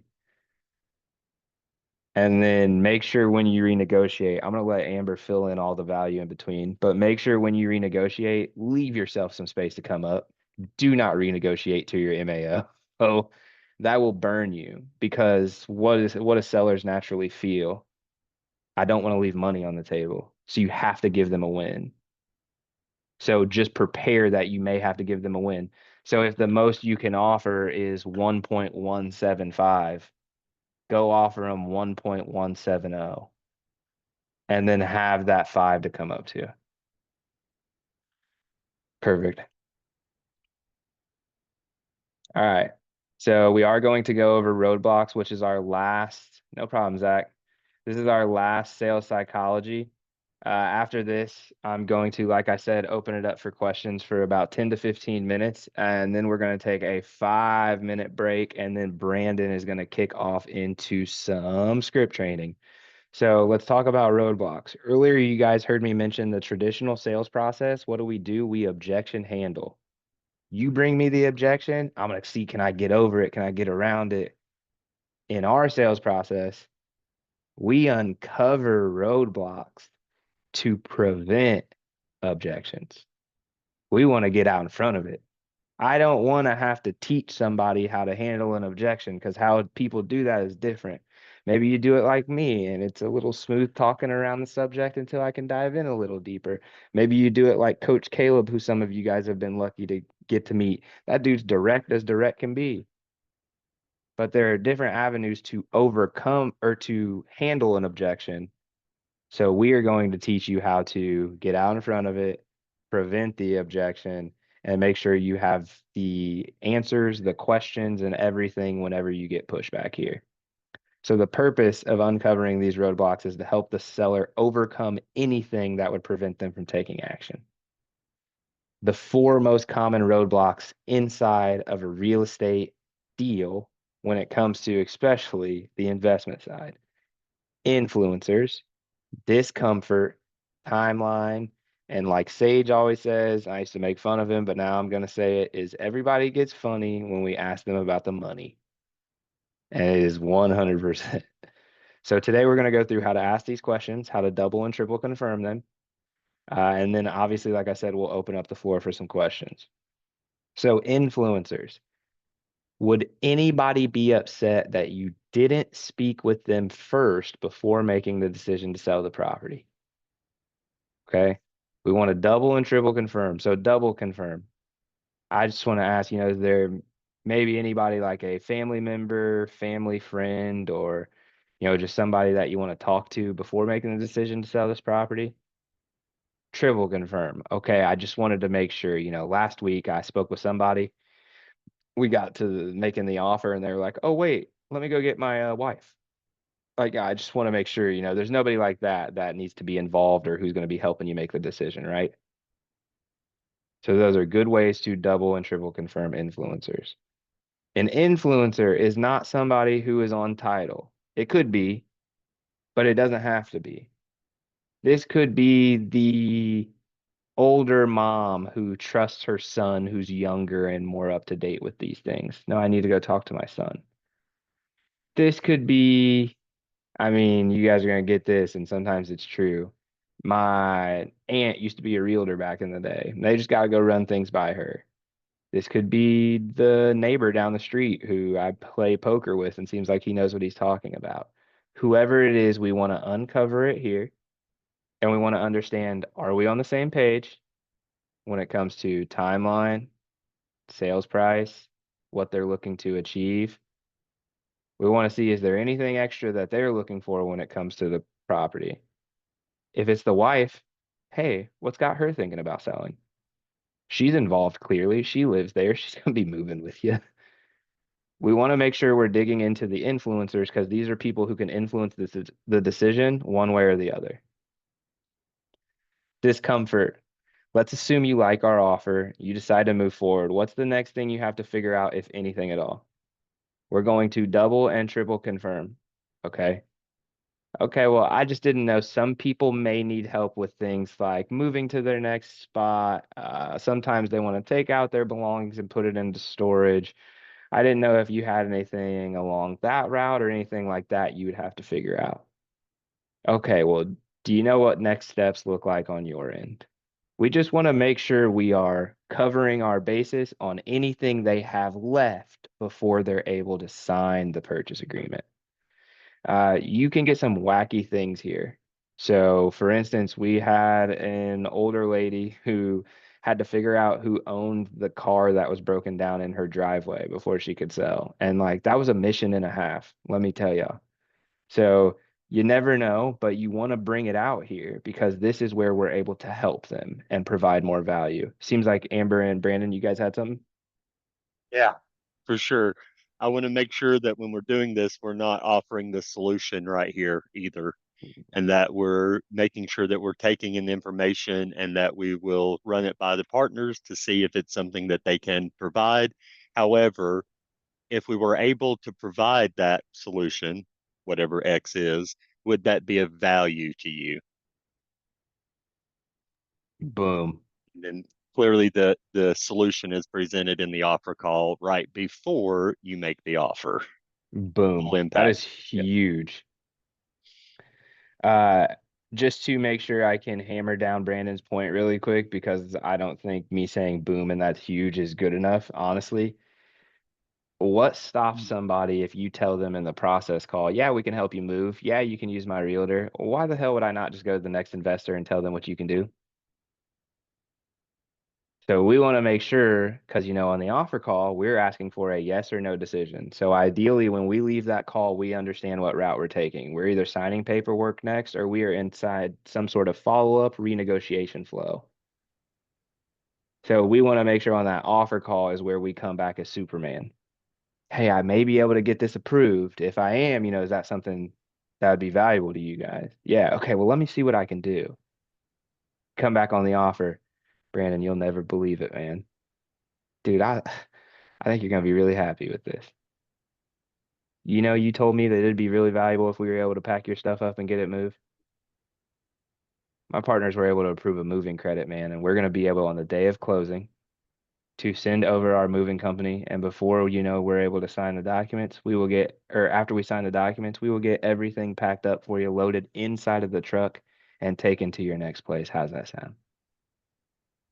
Value outside of price. What may cost $1,000 to $2,000 for me, that could be tens of thousands of dollars of value to the seller. So great point there. Timeline. So we are flexible in a closing timeline. Most people love that about us, and most people love working with us. Typically, we close within 21 to 24 days. Some people love that, and other people need more time. What kind of time frame do you feel is best for you and your family? So I do want to speak through timeline in the question really quick. Typically, our average closing timeline is 30 days. But if I anchor you and tell you 21 to 24, you feel like you're stretching my criteria when you tell me 30. That is the goal. The goal is that we are bringing you closer to this timeline, but then you feel like you won by stretching my criteria by saying, oh, I'd need 30 days. I may need 60 days. That's totally cool with us. But our goal is to bring you closer to that 21 to 24 and then give you that successful negotiation feeling of, well, I told them 30. And then lastly, the money. So we want to show value by asking versus telling, because then in the offer call, we want to show value by telling what we can accomplish. So in the money, obviously, we want to make sure we are recapping the motivation, the situation, and the impact that it is. So Amber, you told me that you were going through downsizing or that you want to downsize because, just right now it's you and I mean, upstairs, you said it's making you feel helpless that you can't even get to the third bedroom to clean it. And, you feel like you're just wasting space because there's just this whole upstairs that's not even being touched. And, we do purchase the property as is for cash. So what we offer you is what you'll walk away with, minus any mortgage, or any taxes or liens on the property. With that being said, what do you feel is a fair price? So there is an example of the money. The final roadblock is the fear the prospect has of leaving money on the table or not getting a great deal. Okay. So we have a few things that we can do to make sure this isn't happening. One of those is 100% we got to make sure the motivation recap in the offer is spot on and we're bringing out the emotional side. If we can get them to not think logical, there is a less chance they think they're leaving money on the table. The other way is, especially if we're close on the offer, anchor them. Hey, my partners came back at X, but that wasn't good enough for me. So I went back in there and fought a little extra, and then they came back at Y. Give them the feeling that we were already able to get our partners to come up and stretch. So then they know they didn't leave money on the table.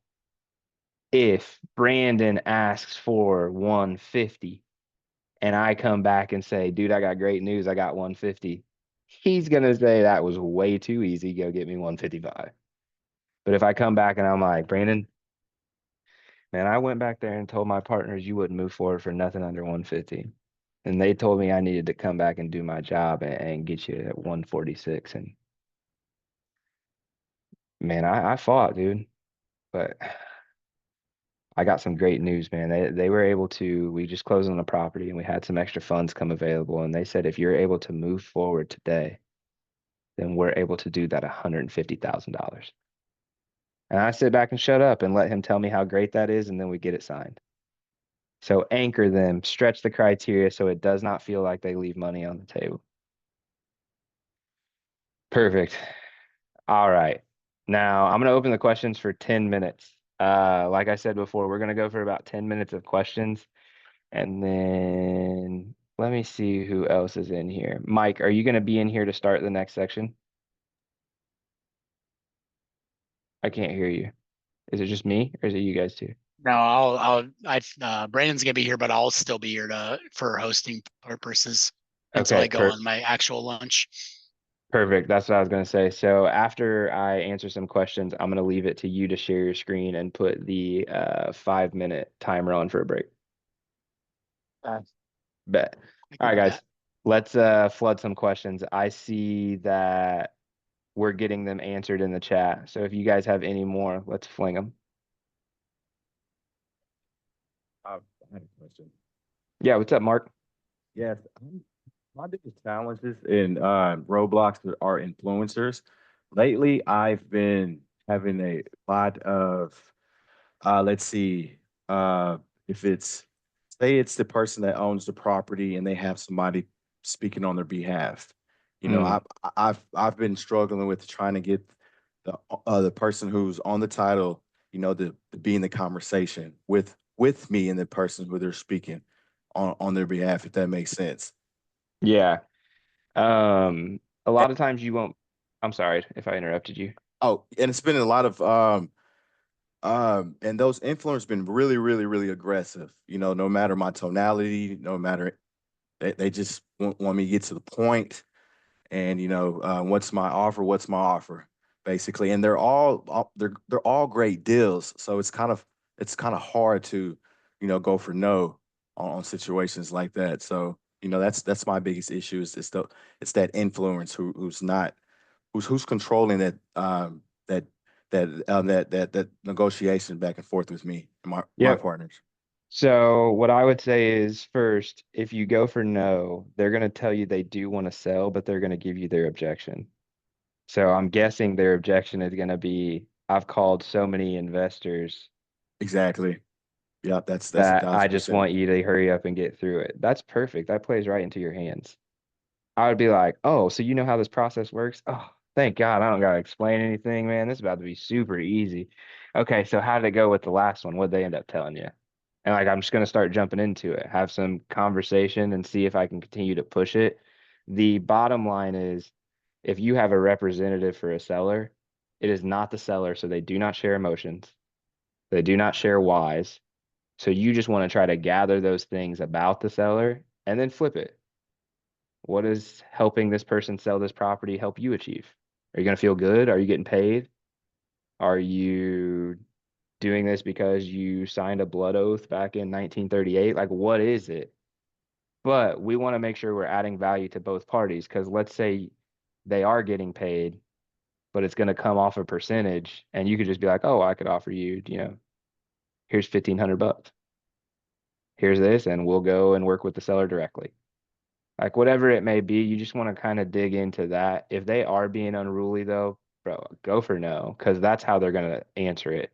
They're going to say, no, I do want to sell, but I've done this so much that, and then you can combat that. Yep.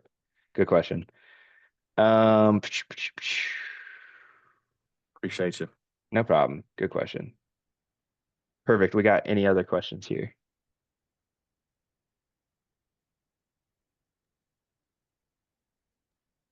Yeah. Has there ever been an instance where the seller and the influencer actually are arguing with each other? Oh yeah, all the time. So how would you go about that if the seller is totally fine with the price and all that kind of stuff, but the influencer's like, no, no way, not doing it. They're not Yeah. doing it. They keep trying to overpower the seller themselves. Yeah, I would love to get the influencer on the phone as much as possible. Like, in every circumstance, it's not going to be possible that I get all the influencers on the phone, but my goal is that I do. And so my hope would be that I'm understanding what the influencer is seeing and what's making them say this.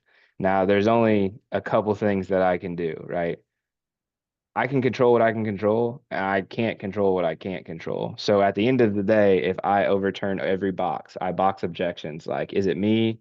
Is it working with my company? Is it the paperwork? Is it the price? And this person is just stuck on price. Then I will try to softly but logically explain to them kind of what I'm seeing that puts us here. And then I'll set up a follow-up. Yep. Uh, there will be times where you work with like a inherited property. I mean, we had, oh, hate that I forgot her name. I think it was like Aunt something. We had to wait on, it might have been Aunt, it started with a B. Some lady in Denver. We could get all three people on the phone. There was four that got it inherited to them. She was the only lady, and it took us a month to get her on the phone with the other three so they could all sign. Sometimes it goes that way. But if you can get the person on the phone representing the seller to agree that they understand their price they're looking for, understand their closing timeline, and understand like what roadblocks are preventing them from getting a deal, then you can get them to agree to give you a yes or no decision. And that helps it move it forward quicker. I've won. Good. Alec, Yeah. Alec, I guess a couple of scenarios. One scenario is they are taking bids. Okay. And they disclose that because they want the best offer ever. That's one scenario. And similar to this is, just talk to my realtor. Talk to Do the you guys realtor. entertain listed properties? Then how would you handle? Yeah. Okay. So I'll go with the second one first because it's a quicker answer. The listed properties, if it gets to acquisitions and they have a realtor who we have to speak with, Nikki is who we typically have go and underwrite the MLS offers, and then he sends them to our realtor who puts in the offer. So we would send that lead to Nikki Dispo. So Now, you guys entertain the listed properties oh normally. yeah. If there's following your analysis rules, if there's anything in there, you guys submit the offer and talk to the realtor.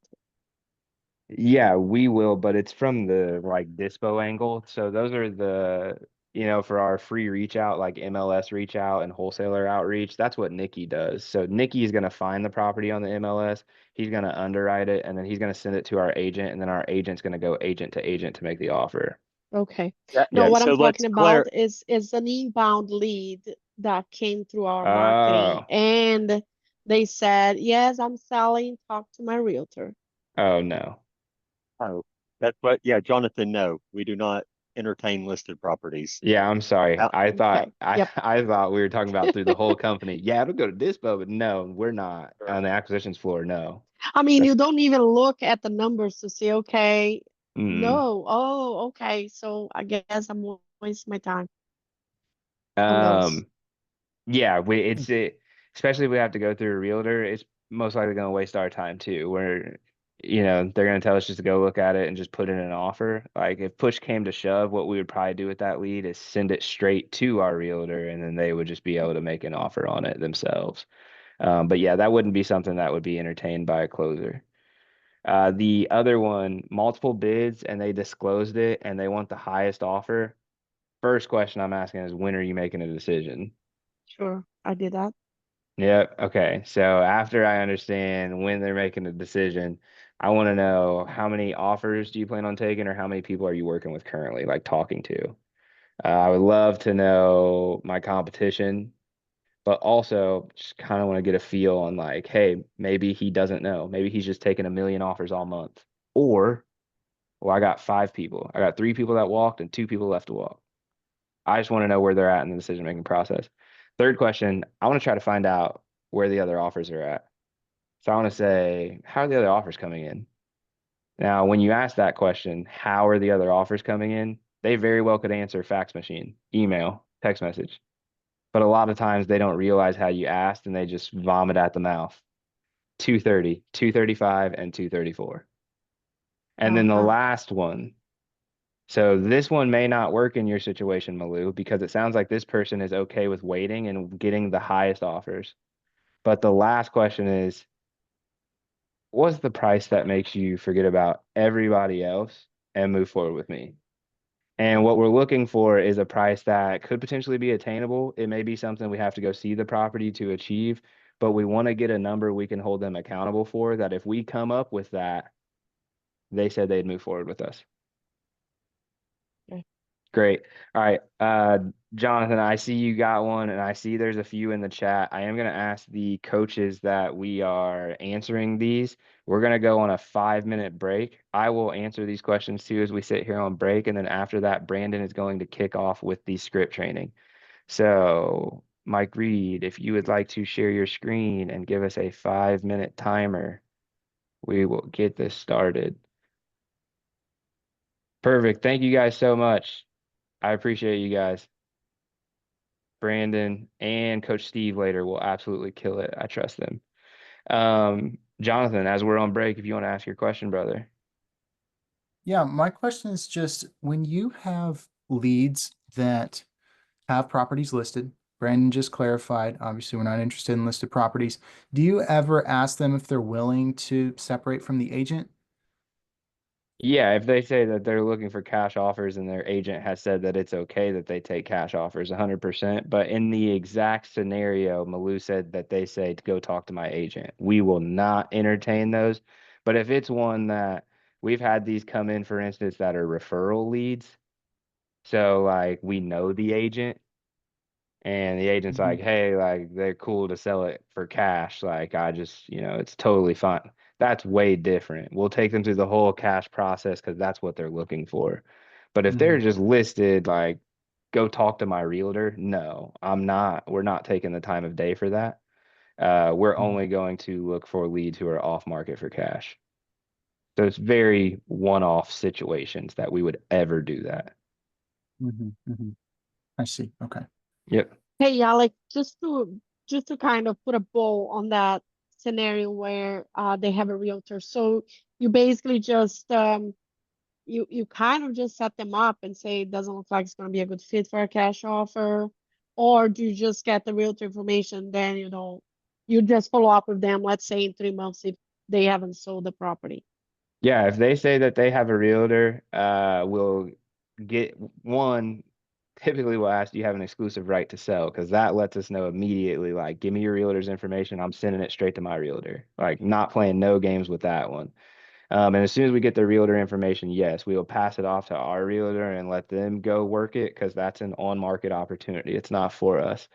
If it's something like we pass off and then it comes back to us, maybe, If it's one where they are taking cash offers, but maybe they have it listed on the MLS for sale by owner, they're just trying to get as many offers as possible.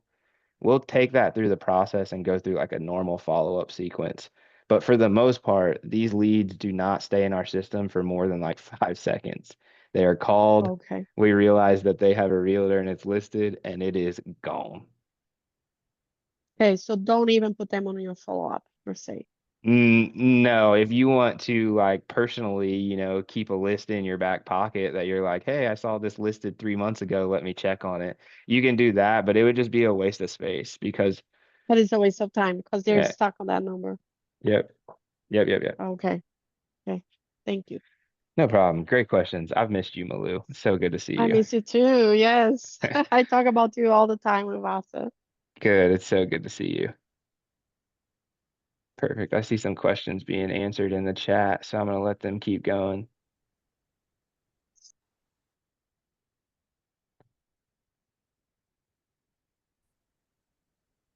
Ed, why are they trying to sell the property if they have a realtor? Hey man, them houses get on the market for 30 days and people's palms start getting sweaty. They start getting trigger happy.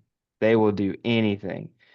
We've had multiple people call in and be like, yeah, I got an exclusive right to sell with my realtor, but they're taking too long. And it's like, well, we can't do anything. So you just get to a certain amount. Like if it doesn't fit their expectation of what they thought was going to happen, they're going to do whatever it takes to get it sold.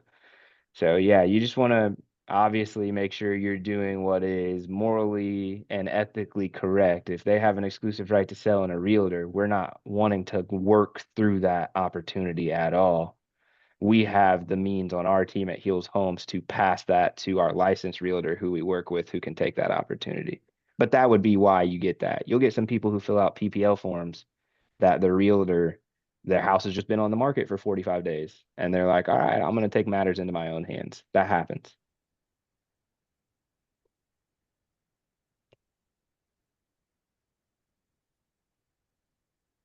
Perfect, guys. As this timer runs out and you guys are coming back, as you guys have questions, keep asking them in the chat. I do have to run. I do have another call that I'm a part of today. So I am leaving my Super Bowl and my baby in the hands of Brandon and Steve, and I know that they're gonna kill it. So you guys keep asking them questions. Almost everybody in here's got my email, so you guys know if you need me, get a hold of me. Now we'll And see if you at you, 3. yeah, I'll be in there. I was about to say, and if you guys are coming to my Wednesday call today, I'll see you guys tonight. All right. Peace out. See you guys. Have a great day. Yeah, Alex. Hi, Alec.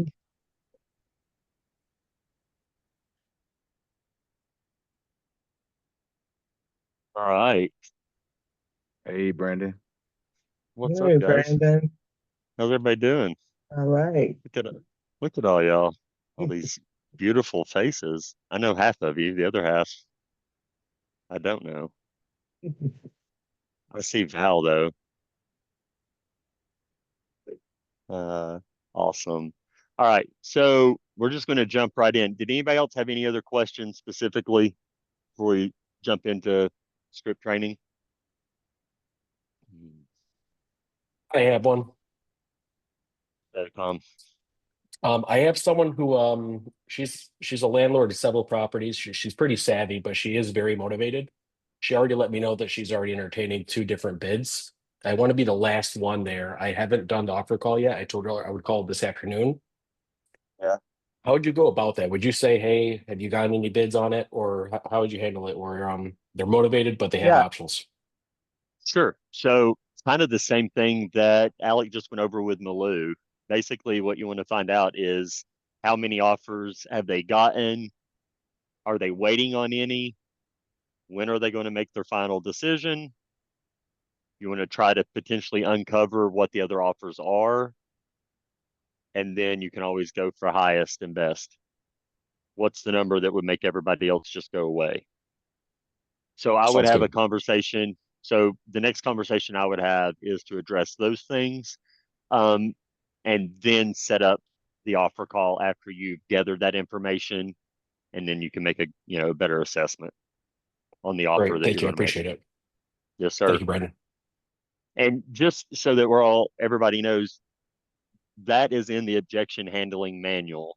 Those steps, finding out and uncovering how many, when they're going to make their final decision, and then of course, going for the highest and best offer. Great, All thank you. right. Yeah, no problem. All right, let's see. If the number doesn't make sense. Jonathan, what do you mean? Like if you're like, what's the number that makes everybody go away? If they're like $1 million, obviously that doesn't work. Sure. Then we're not interested at that point. Well, not necessarily. I mean, that's all still going to be contingent upon what the ARV is, what is their urgency, how distressed is their motivation, and how can we add value outside of price. If you're able to close that gap, then clearly. But through that, you may determine that they're not a good fit if they're still looking to get retail, meaning the other offers they have aren't going to stick either. So that still would be tied back to the motivation and urgency, Jonathan. Meaning, can we add value outside of price when we make the offer? Even if that number is still high, it would be like somebody who's super urgent, super motivated, or distressed. They gave us a retail ballpark. We're not going to go ham on how high that number is. We're going to lean into their urgency and motivation to justify closing the gap on the cash offer. So it would be no different in that situation. Gotcha. All right, Amber got that one. All right, anything else? Yeah, Malou. I did have beard envy this weekend. That doesn't happen often, but I did see a beard that I was pretty jealous of. All right, so I'm going to share my screen, and then we are going to jump right into the setter script. Brandon, I got one for you. Just a Sure quick thing. one. What's up, Andrew? What's going on, buddy? So I had somebody who we got to the point of we gave them an offer and they were kind of like, oh, okay, like, I don't know, I'll have to think about it. And then we went through that whole go for no, like, was it me? Was it us? Was it working with us or anything? They said it's just the price. And then they pretty much just said, yeah, I mean, if the price was a little higher, they'd probably be more comfortable moving forward. And then so I kind of asked them, like, okay, if we were able to, come closer to price, would you definitely be able to make a decision? And then they hit me with the still, yeah, I think so, but So how could you again get them to be more like a yes or no, right? Because that's essentially what you're going for, right? Versus that still at the end of everything, process everything down, and they still go, yeah, I think so. Well, when you say you think so, I mean, honestly, if that's what they said to me, then my response, well, when you say you think so, how are we determining when you're going to make that decision, right? Ultimately, is that what we're looking for? So, I mean, it's really just addressing what is it that you have to think about? Is there anything that you still have questions about? Is it because you need to do more research? What is exactly that is holding you guys back? I think a direct question in that situation, if you've narrowed it down and you've brought it all the way down, you've boxed the objection, a go for no essentially is what you're doing if they're still resisting you on making a decision. Yeah, so and I see essentially, that. Go ahead. No, go ahead. I was just going to say the go for no is essentially what you would want to do if they're still resisting you on making the decision. Okay. Yeah, that's kind of what I was thinking. Yeah, I mean, I saw like Jonathan. Yeah, I saw Jonathan commented that asking what's holding you back, kind of that doesn't sound too confident. I think in that particular conversation, I kind of asked them that twice throughout the conversation. Just like, oh, well, that just didn't sound too confident. Like, it sounds like you're not really ready to sell, kind of, And so in that situation, Andrew, would a third time that still naturally be okay? that naturally tells me that did we dig in adequately into their motivation and how distressed are they really? Mm-hmm. And were they solid on their, were they solid in the urgency question? Or was there a lack of urgency? Is there something we're missing as far as urgency and motivation goes? Because typically when we get that kind of resistance after you've taken that many steps, it's usually going to be tied back to either lack of urgency or lack of distress motivation. Gotcha. Right? Yeah, because they didn't give me the whole spiel like, well, I mean, if the price is right, they were just like, yeah, I can make a decision today. Like, yeah, yeah. But they gave me a And yes, sometimes, right? Not a yeah, they gave me a right. yes. But then at the end of it, then it came down to it again, where it was just like, I mean, if the price, and it's like, okay, so if we were able to make the price work for you, you would be able to make a decision. And they're like, yeah, I think so. And it's like, okay, like really? Yeah. Yeah, I think that it really is just really, if you're doing kind of a soft go for no there and more of that just doesn't sound too confident, what's holding you back, and they're still resisting you, then I would move to the hard go for no of it. It sounds like you guys just aren't ready to make a decision and you might need some more time, because if it's not a yes, then it's a no. Gotcha. Okay. I think that's the appropriate way that you would tie that up at the end. Yeah, it's only happened one time, but I mean, one time's enough times for me to be like, all right, if it can happen once, it can happen again. Right. Exactly. Definitely. It's not the first time that's happened. Everything is repetitive here. AU, how do you deal with a seller that accepted offer verbally but keeps delaying signing the purchase agreement? Well, there was probably a lack of urgency or already non-committal language there, and or it's pleasure motivated and not distressed. So the way that you're going to address that is by making sure we're addressing all of those things in the process call prior.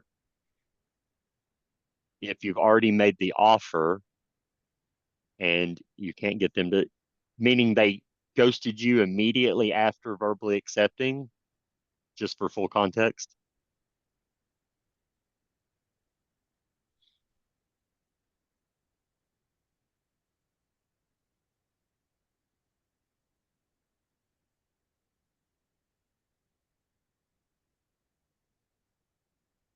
Right. Well, when you say no, just won't sign, did you email them? They still have contact. They have the purchase agreement. You emailed it to them. Okay. I mean, we could break this down a little bit more. I can get with them one-off. Atif is one of my. Yeah, that's a one-off. Yeah, because we need to maybe discuss how we're delivering the email and how that process looks. Because ideally, we want to be on the phone with them when we send the email and open that up while we're on the phone. But I'll let Amber one off on that one. Any other questions?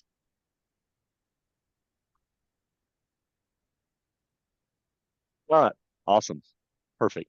So we're going to jump into this setter script training. My format is we're literally going to go through the sections and each statement and each section, break it down. I want you guys, clearly to ask questions and make sure that we are clear on what scripts are used for what specific leads. And then also for those that don't have a follow-up specialist, how you guys can still sometimes use the setter script depending on the lead that you are in the dialer addressing currently. All right.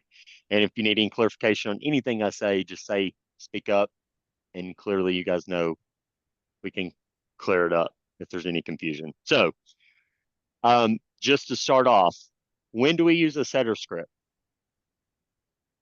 Can anybody tell me what kind of lead is a setter script meant add to be? a follow-ups when you're in the dialer. New and untouched. There we go. There we go. Not whoa. New untouched. Okay, what can you say? Say that question again, Brandon. I'm sorry. Okay. What leads do we use a setter script on? What type of lead is it appropriate to use the setter script on? Cold calling, yeah. Cold calling, yes. Cold calling. There we go. Cold calling. Mhm. Mark's answer was correct. Mhm. Dialer. So leads that are in the dialer, add to Mhm. follow-ups. Typically, those are going to be 30 days or older leads that you'll be touching. If they're 30 or less, they probably should be in somebody else's follow-up discovery box, correct? So we're on the same page. The only time we use a setter script is for cold calling and add to follow-up. What do we not use a setter script for? New untouched lead. Yes. Mhm. And specifically inbound leads, PPL leads. right? PPL, PPC, Google, Facebook, TV, radio, mailers, right? Clearly, mailers is the big one. So I want to make sure that everybody understands that on inbound leads, we do not use a setter script. Inbound leads are to be immediately processed, which means setting expectations as soon as we confirm now or near future. So just want to get that out of the way, make sure everybody's on the same page. All right.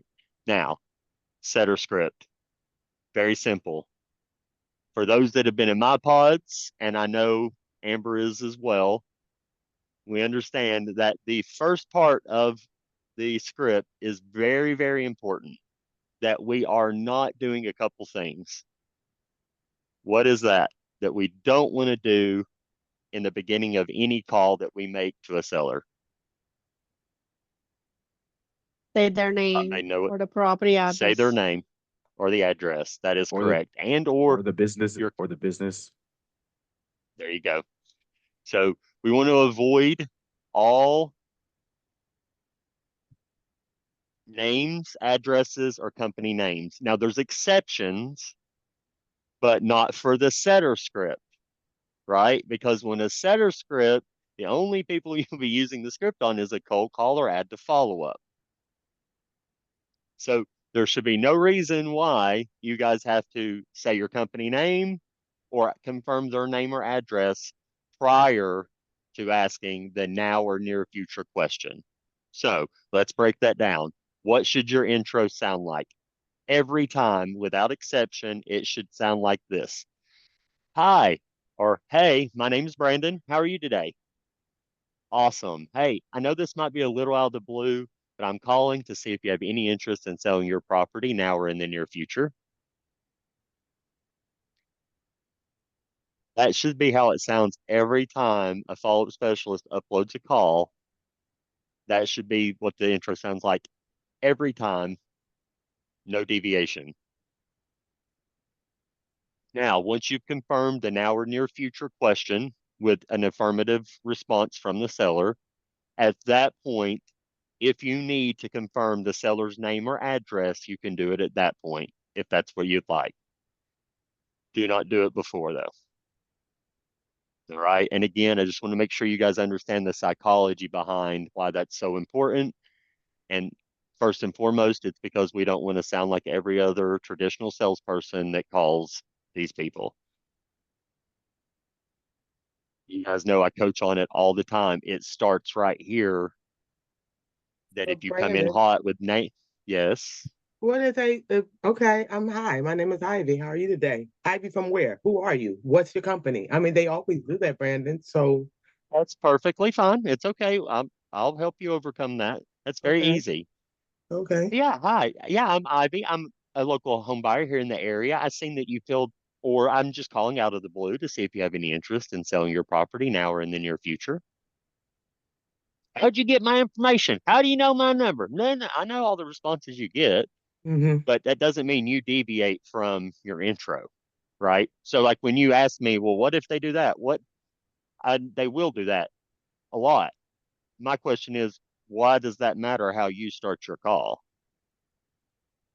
Because sometimes they won't let you go any further, Brandon. They want you to disclose who you are representing. And if I say, if I Okay, don't, hold on. Let yeah, me back up. Hold on. Let me okay, back up, Ivy. If okay, somebody's aggressively asking you who you work for, then yeah, absolutely you will disclose that information. Let me be clear on okay, what I'm coaching you here. What I'm okay, saying is you don't indulge that information up front. okay, If If you say, hi, this is Ivy, how are you doing today? Who is this? Where are you calling from? Oh, hey, yeah, my name's Ivy. I'm a local home buying specialist here in the area. I was just reaching out to see if you had any interest in selling your property now or in the near future. Well, what company do you work for? Oh, absolutely. I work for it. Duh, duh, duh. We don't Okay. resist if they ask. Yeah, if they ask, Okay. Ivy, then yes, you'll share it with them. We're never going to hold back information. We just don't indulge the company name, right? Okay. Again, because this is giving you an opportunity to potentially, if you need to, for some reason, the call doesn't pan out the way you want it to, it could go south, you could upset them, anything could happen. We want the ability to new investor those people, Okay. right? Meaning if you've given your company name up front and then you pissed them off, if you try to call them in 30 days, they're going to connect you directly potentially to that company name, or you could try again in 30 days and they may not even connect you to the first time you talk. Or if you have other employees like Jethro, for example, I know he's a follow-up, but if he was a closer with you and you piss somebody off, well, then Jethro could just call him in a couple of days and new investor them, and it can still be a deal. But if you put your company name out there, Right. you potentially, cut your nose off to spite your face. So that's only why we hold back. Again, if they ask, you share 100%. You never hesitate or hold back information. It's just we don't indulge it unnecessarily, just to give us more opportunity moving forward. The name and address is because they automatically connect you with a salesperson. And whether they're nice or not, there's a very thin veil of sales resistance that goes up if you guys start the call off with asking for a name or an address. Mind you, the other thing is we don't want to, ask for Barbara when Janet answered, and Barbara was the ex-wife, and she's still on the title, but Janet ain't gonna be happy when you call and ask for Barbara. So now you're Right. ice skating uphill because you pissed her off because you asked for the ex-wife. So to cut all that out, just don't do it. Period. The end. Everybody understand? Yes. Awesome. Awesome. All right. And yeah, even sometimes if you start with the address, they're like, that's not my address. You don't even know who you're calling. So let's just cut all that out. Hi, this is Ivy. How are you doing today? Awesome. Hey, I know this is out of the blue, but I was just reaching out to see if you had any interest in selling your property now or in the near future. And then they That's it. will say, Brandon, which property? It's okay. And like I said, Jethro, like I said, after you've asked the now or near future question, you can confirm all of those things. So that would be appropriate. Oh, I have a question on that. Questions? Yeah, go ahead. So we are starting to call expireds, and basically our data, for whatever reason, doesn't necessarily give us an address. It kind of just gives us the names. So like last week, we ended up getting a contract on this property, but when Nora, our setter, she called, the person was like, hey, what property are you talking about? And we lost credibility because we didn't have an address. So I'm just curious how you would address that. How would you have gotten the address to begin with? I mean, honestly, I'm not too sure. I just know that we've just started pulling like expireds lists, and especially, I mean, it's not going to be like an all the time thing because I don't know what percentage of Yeah, people. she could just say, "Oh yeah, I'm sorry." I would just say the marketing team left. I'm sorry, the address isn't here on. All I have is your name and number. My apologies.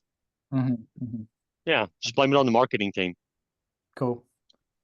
Remember, anything like that comes up, how'd you get my information? You don't even have the right address. Oh, my apologies. The marketing team, sometimes, a lot of information comes in. They're on the phones a lot. Sometimes it gets transimposed. My apologies. Can we just confirm what that address is? Gotcha. Yeah. Sarah, what's up?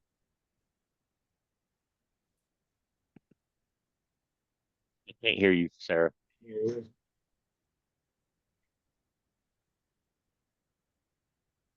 Is your toggle down? Can you confirm again the seller script is used only for cold calling and what other bucket? Add to follow up. Add to follow up. Not interested. Follow up.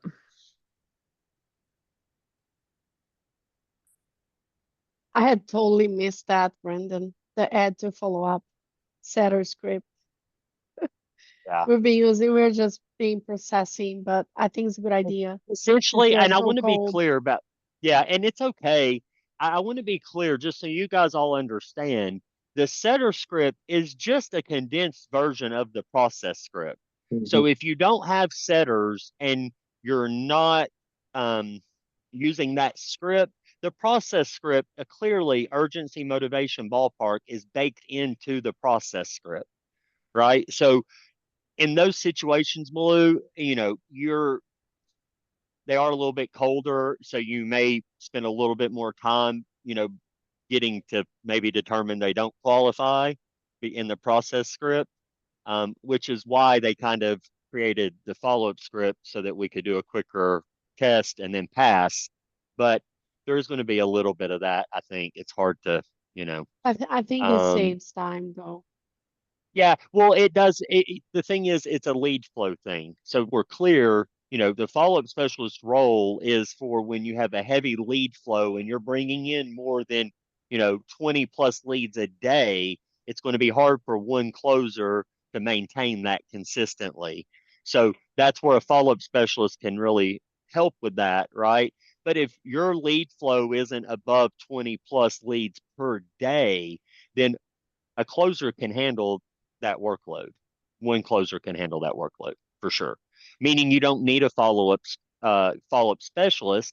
There may be times that Asa could still use the setter script. Like if he's just cold calling one day, he can cold call, use the setter script, and then instead of transferring it to be processed, he would just at the end of the setter script, he would just set expectations. Instead of saying, I'm going to get my home buying specialist on the phone, he would say, okay, great. Hey, I'm going to take 5 or 10 minutes. And then he would hit the expectations. And then on the urgency statement, Malou, instead of saying it word for word, he would just say, hey, I just want to double confirm. Earlier, I mentioned we did close and we've got funds. We come to an agreement on a fair price. You are still definitely ready to sell, right? And confirm urgency again, right? And then again, motivation. Hey, I know you mentioned X. Tell me more. So we would dig back in on motivation. And then roadblocks, naturally, money. And again, he would have already asked the ballpark. And then we're, 20 minutes later, he's got to do it again. But just like I would tell you guys before, we don't transimpose the follow-up specialist information to the process, right? So if you just example, Malou, if you are the setter and you got a ballpark and then ASA processed, when he gets to the money, he's not going to say, well, Malou said you'd take 200,000. Is that where you're at? He wouldn't do that. So naturally, he's not going to say, hey, you said 200,000 earlier. Is that what you want? No, he's going to do a recap, overcome roadblocks, and then ask the seller, what do you feel like is a fair cash offer now for your property? Right? Got it. So just to Okay. clarify all that, and if y'all didn't understand what I just explained, speak up so I can clarify. All right. So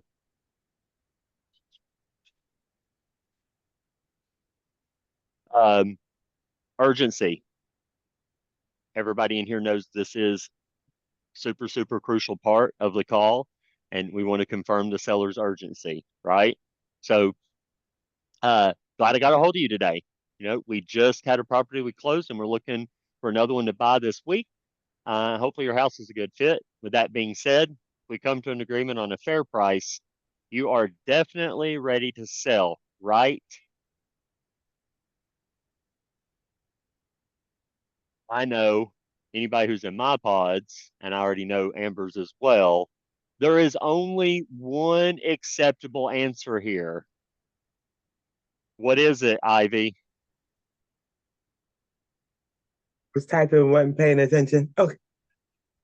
What is the only acceptable answer to the urgency statement? Question. Yes. Yes. Yes, that Yes. is correct. Not, Meaning, yes. meaning no yas, no yaps, no yeah, no possiblies, no sures, no maybes, no hell 100%. yeses, No corrects, no 100%, not even immediately. Every one of those answers has non-committal attached to it. I promise you. So Even Brandon, definitely. go ahead. Right. What's that? Hold on, slow down. Who said the first thing? What? Go ahead. Mhm. Hey, speak up.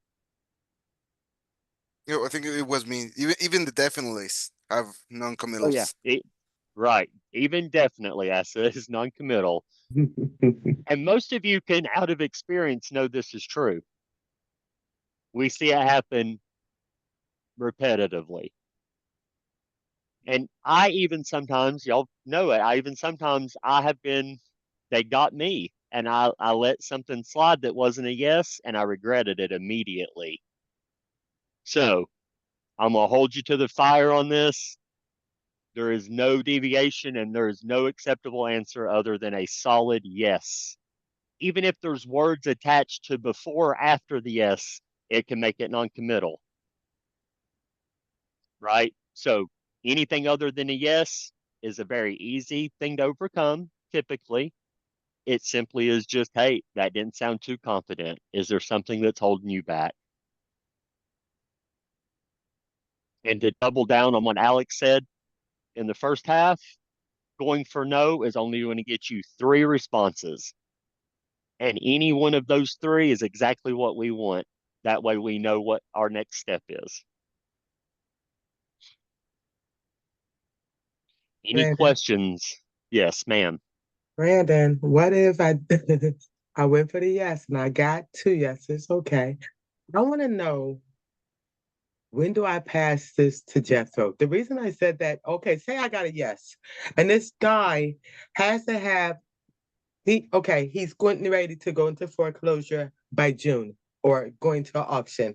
He already said yes, he knows, but I felt like he gave me so much information now, Brandon, that now he's ashamed that he gave me all this information and he doesn't want to. I mean, if you had to call, you would see what I Okay. mean. But Yeah, we might have to do a one-off on that because okay, you're moving all the way into the offer call. Let's get through okay, the setter okay, script first. okay, And okay, there's no reason, you're a closer. You don't pass anything off to Jethro. okay, Jethro's a follow-up specialist. Only okay, Jethro passes stuff off to you, okay. I got you. right? Yeah. Mhm. Yes, ma'am, Nizuka. Brandon, so good to see you. I know. So quick question. I was following this where I remember you had mentioned that anything other than a yes, when we asked them, you're definitely ready to sell it, right, is non-committal. Now, if they are non-committal, do we address it right away or it's a Yes, ma'am. three-strike thing? Okay. No, I would say, when you say 3 strike, do you mean like getting 3 non-committal answers and then addressing it, or? Yeah, so I Oh think yeah, no. Yeah, on the okay. urgency, we want solid yeses and immediately address it. Now, there's going to be there's always exceptions, Nizuka. You know that, Mm-hmm. right? Yep. So everything I'm saying is like the Bible, but I also know there's going to be exceptions sometimes, right? Mm-hmm. So there are unique situations. If their response is like yes, but and then they tell you immediately what the roadblock is, then you want to address that roadblock, provide a solution if you're able to, and then Mm-hmm. once there's a solution provided, we're going to double back and confirm. So I just want to make sure now that we've discussed that, if we're able to come to an agreement, you are definitely ready to sell, correct? Yep. And I then see so what you're you would saying. double confirm, go back and confirm and get them to say yes again, but a solid yes, not a with other things Okay. attached to it. And Does what that about make in a sense? scenario? It does. It does. And Okay, what about in a scenario if you're not getting the clear yes that you're looking for? Do we go for continue with the no. process or do we don't? Go for no. Go for no. Yeah, Really? if you can't get if you can't get a solid answer on urgency, right? I mean, I'm not saying that we're Mm, just trying to disqualify them, all right? Because right, at right. no Hmm. point, and I want to make sure this is clear to everybody, when we are instructing you guys to go for no, understand that the go for no is not meant to disqualify the seller. We're using go for no tactic to get the seller to qualify themselves or to reveal their roadblocks so that we then can provide solution, which adds value outside of price, Mhm. right? So when you guys are using the go for no technique and implementing it, remember the psychology behind it is to bring them closer to you. It's a takeaway, right? We're staying closer to no than the seller, so it makes them want to draw into us. And that's how we kind of determine their urgency, Nazuka, because if they're not Yep. drawing into us, Mhm. then that's an indicator that they're probably not that distressed either, Okay. Mhm. I get right? what you're saying. Mhm. So sometimes you will get a non-committal answer that's like on the verge, it's on the line of sounding Mhm. very confident, but you kind of know it's Mhm. not. Mhm. Definitely addressing it and then being able to even potentially dig in at the motivation to see if there's a connection there. Right now, you know that if the urgency is lacking and the motivation is not distressed, then now we're jumping down to get a ballpark, anyways, to Yep. determine if it's I even get. qualified, right? So then Okay. there's no need to process or ask Mhm. property conditions if we know they're not urgent and they're money Mhm. motivated and they want full retail, then we Okay. know it's not a good fit. And then, so we're not going to, dig into property conditions. We're going to say, hey, not a good fit for a cash offer. Have you considered listing it? We have in-house. Mhm. And hey, do you know anybody else who'd be interested in selling their property for cash? Okay. Right? Yep. Makes Add the sense. follow-up. Make sense? Yep. All Thank right. you. So let's tie this up on the urgency. Everybody understands this is a very important, especially for you follow-up specialists that are in here. This is super important that you guys are getting a solid yes as well, and that you're not letting the seller slide by you, passing them off to a closer, and then the closer determines very quickly that these people have zero urgency, right? So even as a follow-up specialist, I want you guys to have the ability and be comfortable enough to address non-committal language with a soft go for no. That didn't sound too confident. Is there anything that might be holding you back? Before you move on to motivation. What's up, Hunter? Yeah, what if it's yes, as long as we can agree on a fair price? Absolutely. Well, okay. Yeah. If they Okay. said yes, as long as we can agree on a fair price, then what you would say is absolutely. So at the end, if we agree, you can give me a confident yes or no. Perfect. Okay. All right. Yep. Thank you. Absolutely. Yeah. Yeah. Anybody else?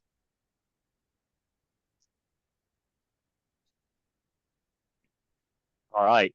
So once we've confirmed urgency as a setter, then the next section of the script is going to roll right into motivation. What's got you thinking about selling your property? What's got you even considering selling? And then we're going to get one sporadic impact question, maybe two, depending on what the seller's explaining to you or what their motivation truly is. Mhm. Clearly, you guys understand as follow-up specialists, there's going to be times where you're going to have to take a couple cracks at the motivation to potentially uncover exactly what it is and to determine if they're distressed or pleasure motivated. So remember, we don't want to ask more than one, maybe two at the most impact questions here in the follow-up specialist call.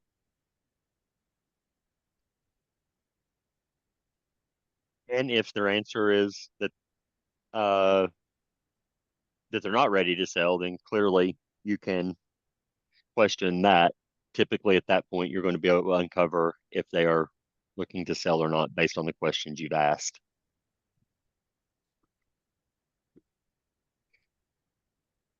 If you have any questions about how to address motivation, everybody's quiet now. And this section is the one that we all struggle with the most to really determine if these sellers are really urgent they're distressed or if it's pleasure motivated. The other big thing that I see repetitively is that you guys get seller's situation confused with their motivation. And you think that they're telling you their situation and you take that as their motivation and you don't dig in and ask more sporadic questions to actually uncover if the seller is truly distressed or not. So I want to make sure that you guys are really, especially you setters and follow-up specialists, that it's super important that we, are able to determine if the seller falls in the distressed or the pleasure side of motivation. So what Right? if it Because what if it takes a little bit to find that motivation and that call ends up being 8 minutes and then you figure out, oh, they don't qualify. And then it's okay. I I would should rather you have take, processed them. yeah. I mean, I would rather the follow-up specialist take, okay, and Mark, I appreciate you bringing that up. Just so we're clear, you guys understand how many setters, follow-up specialists do we have in here today? I mean, is there a good amount in here?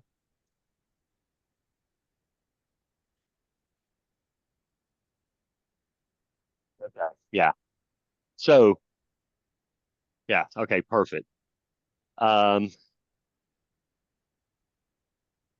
you're a follow-up specialist? Thought you were the closer. Say that again. You're a follow-up specialist. You're the closer. Dude, I do everything but the setter. We now have, I mean, I can't tell you how many hats I Well, if wear. you're if you're a one-man shows, you don't need the follow-ups. You don't have a follow-up specialist, and you really don't even Yeah, have to.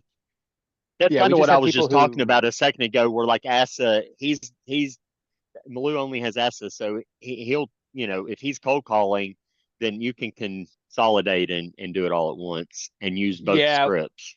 yeah, we have other people that kind of do the cold calling and all that jazz. Yeah, and that's then right. yeah, and then I Yeah, process and close them out. gotcha. Okay. So follow-up specialist. If your calls are running more than 4 to 6 minutes long, you talk too much and you're building too much rapport with the seller. How Follow-up much time specialist again? calls 4 to 6 minutes. So as a follow-up specialist, if your calls are running on average more than 6 minutes, y'all are building too much rapport, you're digging in too much, you're asking too many questions. It needs to be a 4 to 6 minute call, really quick, right? And Brandon, you're not I've trying to been, build. hey, Brandon, I've been in sales for 35 years. Isn't rapport really what it's all about? Isn't that where the money is? I mean, isn't that where we Absolutely. really And should be focused? well, as a closer, absolutely. But as a follow-up specialist, your job is just to confirm it's a good fit. And that takes 4 to 6 minutes. We want the rapport building to be left to the closer. So leave all the meat on the bone for the closer to build the rapport, because essentially they're the ones who are going to be leveraging the seller's motivation and roadblocks to justify the cash offer that you're going to make. Good question, Steve. Cornelio, I hope I said that right, sir. Yeah, you did. Cornelio. So I've been Bet. a follow-up specialist for the last quarter here. And from like my coaching, I was told that it doesn't matter if our call on follow-ups takes more than 5 or 6 minutes, because what if we have to ask Who multiple told you that? questions? Who told you that? Me or Amber? Yeah, I think it was Amber. As long No. as we get like their motivation and then we can pass them off. Because sometimes 3 or 4 minutes just isn't enough time to actually, like, what if they're a talker? What if it's just like somebody who likes to talk, talk, and talk, and you're still So trying to ask Cornelio, questions and get those motivations? yeah, I hear you 100%. Great question. Just like I said earlier, everything I say is the Bible, but there's always exceptions, right? So yes, Mm-hmm. clearly there's going to be sometimes the seller talks a little bit more than normal. It might take you a couple of questions to uncover. What I said was if on average your calls are running more than 4 to 6 minutes, then that's when we need to reevaluate what you're doing in the call. Okay. So, if on average, every once in a while you have 7, 8, 9 minute follow-up specialist calls, that's okay. I'm not saying it's like the end of the world. I'm just saying on average, if every one of your calls that you pass off, when you pass it off, if it's running more than 8 or 9 minutes every time, then you probably are talking too much. Gotcha. Okay. Just wanted to make Yeah, sure that yeah. I So wasn't, just you on know. an average, yeah. And I know, and I would agree with Amber in that if it takes more time and you do have to ask a couple questions, that's okay. What I don't want you doing though is asking 4 and 5 impact questions and then going through property conditions. That's not what your job is. And in doing that, you're building too much rapport and it doesn't leave the closer anything to work Mm-hmm. with. Right. So that's it. Make Okay. sense? Makes sense. Perfect. All right, cool. So, and then the last section of the setter script is going to be, hey, what's a ballpark figure that would work for your property? What is a ballpark figure that would make to sell this property for? Yeah. So, get in the ballpark, right? Now, it's super important that you guys are comfortable and have the ability to work the money question on how to get that ballpark, because not everybody's just going to give it to you. And you guys already know all these things. I know. So how do we address a seller who says, well, what's your offer? You called me. Because that's what most of you get, right? What's some other responses you guys get when you ask for a ballpark?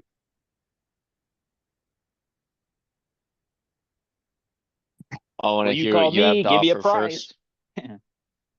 What's that? The realtor friend said,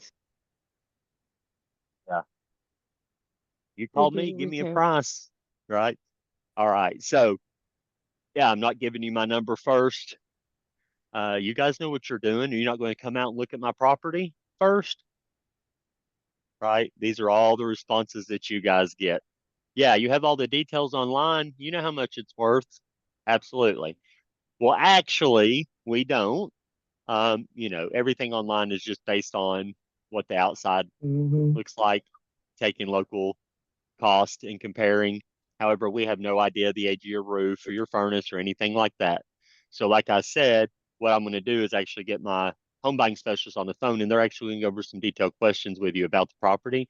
But before I do that, I like to just make sure that we're a good fit, and make sure that we're on the same page and we have an understanding of what you're actually trying to accomplish. All right. So you're going to go that route 2 to 3 times. We're going to go for the ballpark. Right. You guys are going to have to pivot.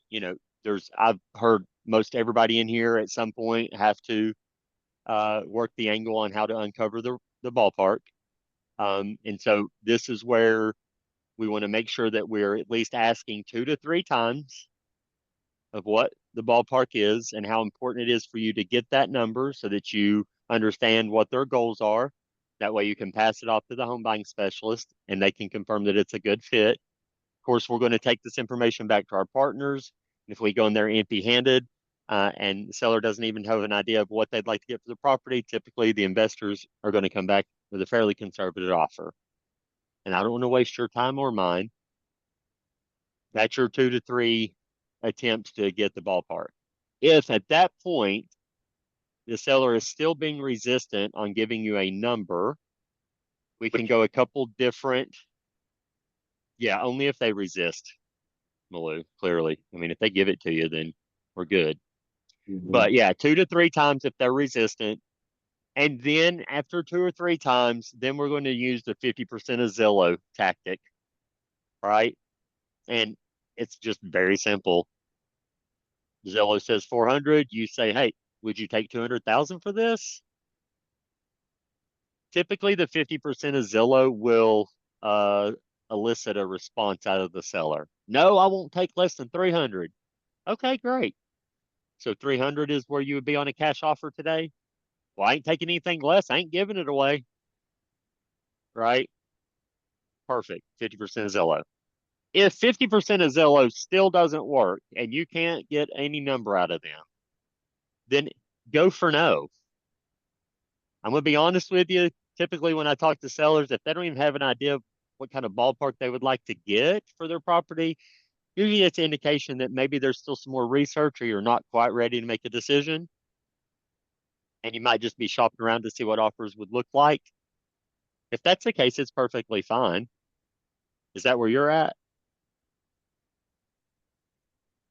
Brandon, I'm So afraid they're gonna say no. I mean, I finally got somebody that's willing to talk to me. I'm afraid they may say no. who may say no? The seller may say, yeah, no, I don't want to move forward. Or no, no. You know, when I go Oh, for okay. no, what if they say no, man? Come Oh, on. so that no, they don't want to move forward. Yeah. Okay. Well, like I said, if you are interested, great. If not, no big deal.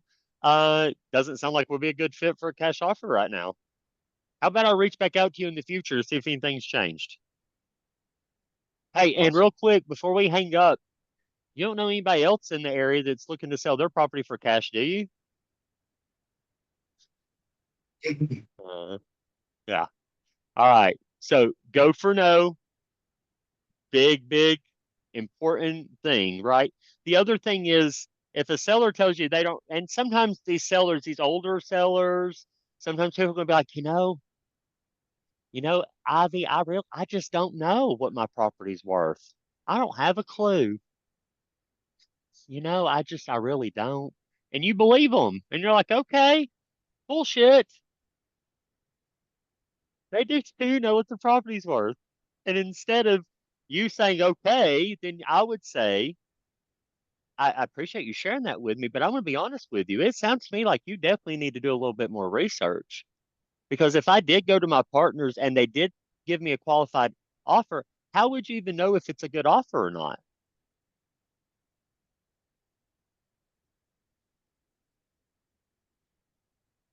So, go for no. And listen, sometimes people are going to be like, yeah, I really don't know. I mean, I really need to talk to my brother was a real estate agent and he has a much better idea. I'll be honest with you, I really just don't know what it's worth. Okay, well, I really appreciate you sharing that with me. Uh, how about this? It sounds to me like having a conversation with your brother would give you more information that's important. So let me ask you this: how long or how quickly could you get on the phone with him, or is there a way we could get him on the phone and include him in this process? That way we can answer any questions that he may have. If not, when can you have a conversation with him? And when do you feel like you'll have a better idea of what a fair ballpark for your property would be? Okay, great. How about I reach back out to you first thing in the morning after you've talked to your brother and you guys have agreed on what you feel like is a fair price. And once you've got that information, then I'll pass this off to my home buying specialist and they'll reach back out to you and they'll go through and then you set it up for the next. So there's ways that, there's going to be different responses that people are going to give you on why they don't have the ballpark. Most of them are all full of shit, but there are going to be people who just don't know. Okay, great. Well, would you like to find out? That way we can come to an agreement on a fair price and that way you'll know if our offer is even fair or not. Brandon, I don't know if this is a silly question, you and Steve, but why are we, okay, I look on different sites, comparing prices. Why are we using the Zillow 50% logic? Am I making sense? Instead, if I go to homes.com, I go to Redfin, why is everything specifically Zillow? I mean, is that why are we? I mean, it's just kind of the industry standard, Ivy. That's it. It's just industry standard. Everybody uses Zillow. Everybody's familiar with it. It's not always accurate, but we all know that. Again, And Miss it's Ivy, just a tool. I'm going to jump in at after Brandon crushes the rest of this with the scripts. I'm going to jump in. We're going to talk about underwriting and talk about those numbers and why we do those different things. So I promise we'll dig deep into that before you get off this call today. Thank you, Steve. Perfect. Perfect. Thank you. Barbara.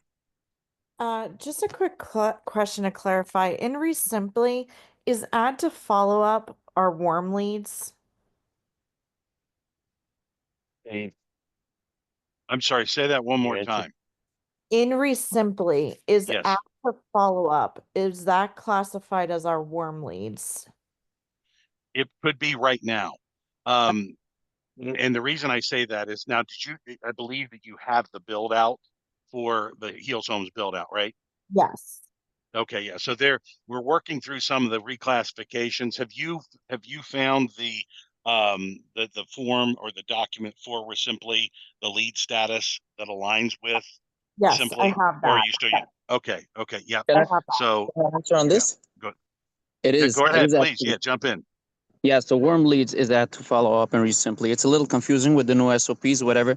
There is Aaron shared for us the SOP according to the read simply, but basically you put it into warm leads and you put a task for when you should follow up to them. Okay. Yeah, I saw Thank you for that. on the Resimply lead status SOP, it said warm leads and it says dialer list. So I wasn't sure. I just wanted to have some clarity on that. Yep. Yeah, so dialer list is just calling out. Is that something we would put into like a power dialer, or should that be a status that we're clicking to call? Got it. Okay. Okay, thank you. I appreciate it. Absolutely. Manuel. Alejandro Garcia. Hey, Brandon, how's it going, man? Just if they say the amount they want is the amount on the check, do you still go with 50% of Zillow? No, hold on. We're not that's separate. This is a setter script. So let's Okay. keep here. This script wouldn't be applied to any Okay. check mail or anything. So Okay. let's hang tight on that. Sounds good. Thank you. Yes, Sarah. So if your setter DQs somebody from a pass for any of the urgency, motivation, or ballpark reasons, and they go into add to follow up, then the next time they call this person is SOP 3 months and the same script again with the no reference of previous call and no names, address. Okay. I think that's Great. Steve. Did that sound right? Absolutely. Just keep in mind, we set it out for 3 months, but depending on your lead flow and what you have, you may shorten that. Okay, because You some may hit people it that I work sooner. with, they have smaller lead counts, and while life changes for people, typically every 3 to 6 months, lose a job, somebody passes away, so on and so forth. 3 months is kind of our standard SOP. But if I have somebody that's got, they've got 400 leads in their total system, I need to keep my dial counts up every day. And specifically, obviously, we wouldn't have a setter or follow-up specialist likely if we only had 300 or 400 leads in our system, but that acquisition person should be making sure they're getting their 50 to 100 dials in. And so that could mean that we shorten the time frame of that SOP a little bit. Because bottom line, we get them on the phone. You never know when somebody's life changes. Great. I'm sorry, I'm running Awesome. down the street, Brandon. I'll get you back to the follow-up It's set. all right. Back You're to the good. setter, No. everyone. Back to the setter. No. All right. So the last part of this setter script is the transition statement that's going to get you guys passing that call off either to a live transfer, or for some of you, I know that it might be a call appointment that's set up for a follow-up call of some kind. But clearly, just to cover that, this sounds like a property we may be interested in buying. It really just depends on the condition of the property. And I'd really like to give this our best shot and get our partner on the line to ask you some questions about the condition of the property, like age of the roof and furnace, things like that. It should only take about 5 or 10 minutes. I think they're available right now. Let me get them on the line. Or, hey, my home buying specialist, I'd like to get you on the phone with them. They're on the phone right now. Is there a good time that they can reach back out to you and takes 5 or 10 minutes? Right? So you're just going to set that up. Specific times for callbacks. Not, hey, he'll give you a call tomorrow. No, on Monday at 5 o'clock, whatever it is, specific day and time. Any questions about that? Yes, Brandon. So I'm looking at the 2 scripts here. The introduction is the same, and then we kind of skip setting expectation on that, the first sentence, like, okay, you added in the end. What Oh are you yeah, talking you about? did the 5-10 minutes. I'm just comparing the 2. Oh, So yeah. the only thing missing here, because we did say you're definitely ready to sell it, right? And we did not say a confident yes or no decision. So if Asa is doing the setter script and then, okay, that's a good lead, let's process him, then he'll jump into all I'll ask from you is a confident yes or no decision. What he would do here is That's what I was saying earlier, Malou. He would do everything that I just did. And then at the bottom part, instead of saying, hey, I'm going to get my home buying specialist on the phone, he's Right? just going to say, hey, this definitely is a property we'd be interested in. What I'd like to do is take 5 or 10 minutes, 5 or 10 more minutes, and ask you some more detailed questions about the property, age of the roof, and then he would just set expectations. And Yeah, then, we did that. right, set expectations, and then the urgency statement, instead of repeating exactly what he would have said, he'll just double confirm. Just want to make sure we're still on the same page. Like I said earlier, we come to an agreement on a fair price. You are definitely ready to sell, right? Confirm the yes. If it's a non-committal, address it just like normal. Motivation, roadblocks, money, same process. Okay, so the part that I'm hung up is this. After that, I'll talk to our partners and they'll let me know what the property qualifies for. The whole sentence from the process call. Why are you hung up on that?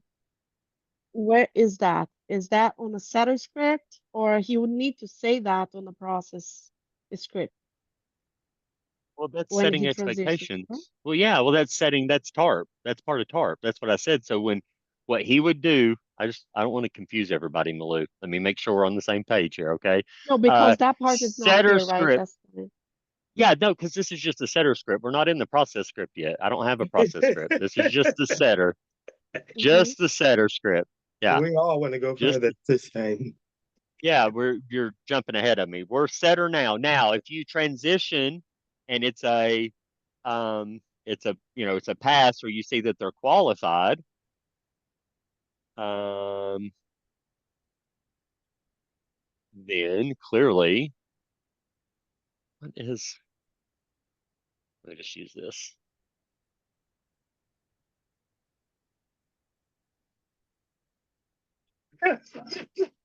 Right. So, Can we get to what the you would part do now? if you're transitioning from the setter script to the process script, Mhm. because it's the same person. Again, Malou, there's not a lot of people in that, that's in that same spot. So I just want to make sure we're clarifying here. I don't want people to get confused and be merging two scripts together. It's not what I'm saying. But for ASSA specifically, and any other acquisition who may do cold calling as well, then you would just move straight into setting expectations. So that last transition statement, great, definitely a property Okay. we'd be interested in. What I'd like to do now is take 5 or 10 minutes, and now we're in the now we're in the process script, Malou. And then you Okay, just set so start from the top. expectations. Okay. Yeah. Yeah. Okay, Yeah. The only that's the thing he part I wouldn't was do, missing. he's not going to do the intro again, right? He already did the intros. That's the only part that's missing. Okay, gotcha. Thank you. All right. So now we're in the process script. So everything I said, let's just push that to the side and let's focus on process script, right? Hey, This Brandon, could be Brandon, real any. quick, Brandon, Yes, real sir. quick, Yes. when should a follow-up specialist use the process script? Never. Thank you. Ask that All again. right. When should what? Say that again.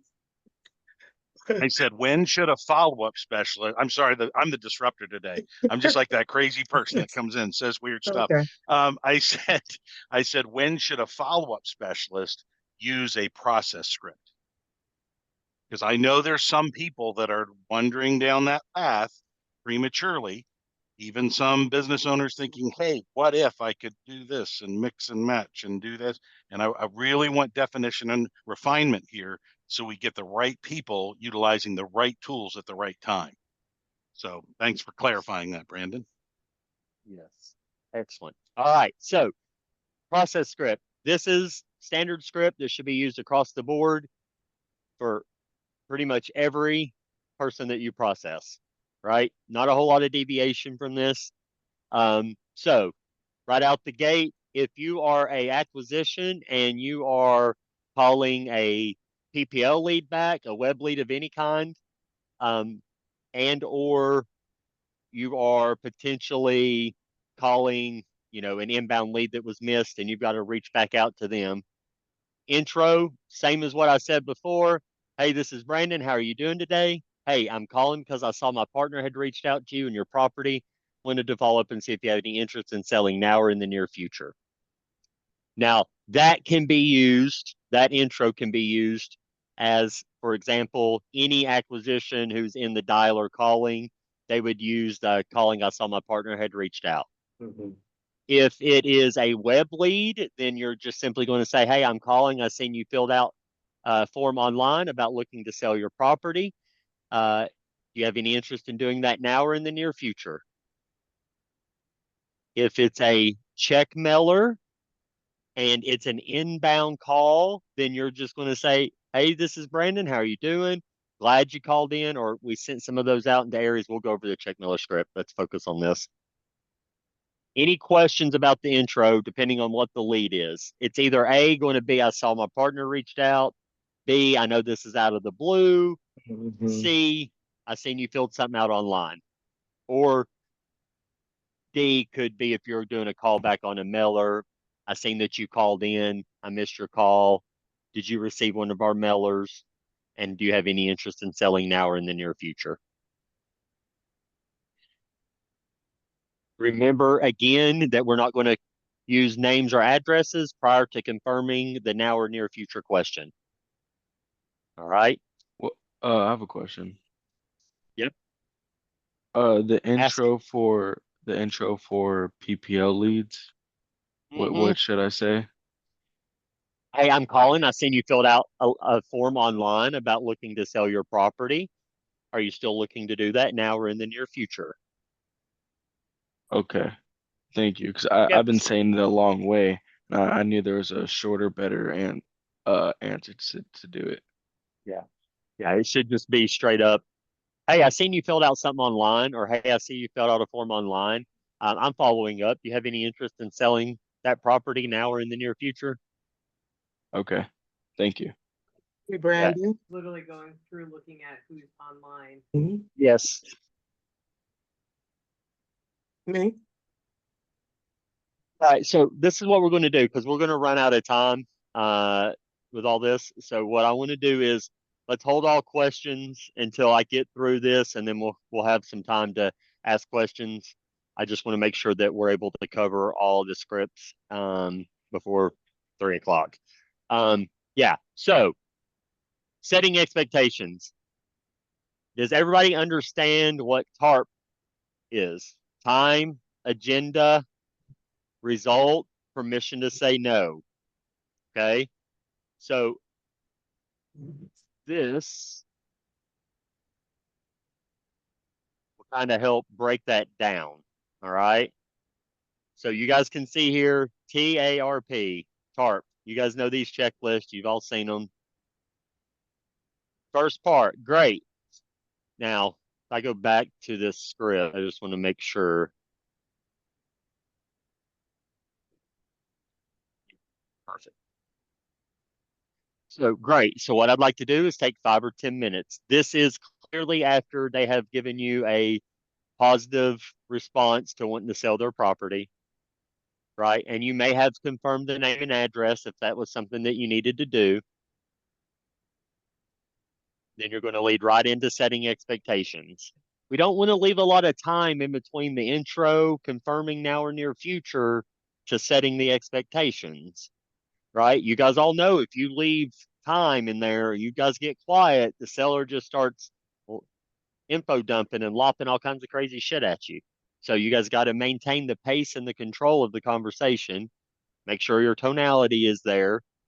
Great. So what I'd like to do is take 5 or 10 minutes. I'm going to ask you some more specific questions about the property, age of the roof, age of the furnace, things like that. Result. After that, I'll take it to our partners and they'll let me know exactly what the property qualifies for. Permission to say no. All I ask from you is that you're able to make a confident yes or no decision. If it's something you'd like to move forward with, great. If not, no big deal. At least we gave it our best shot and you know exactly what your options look like moving forward.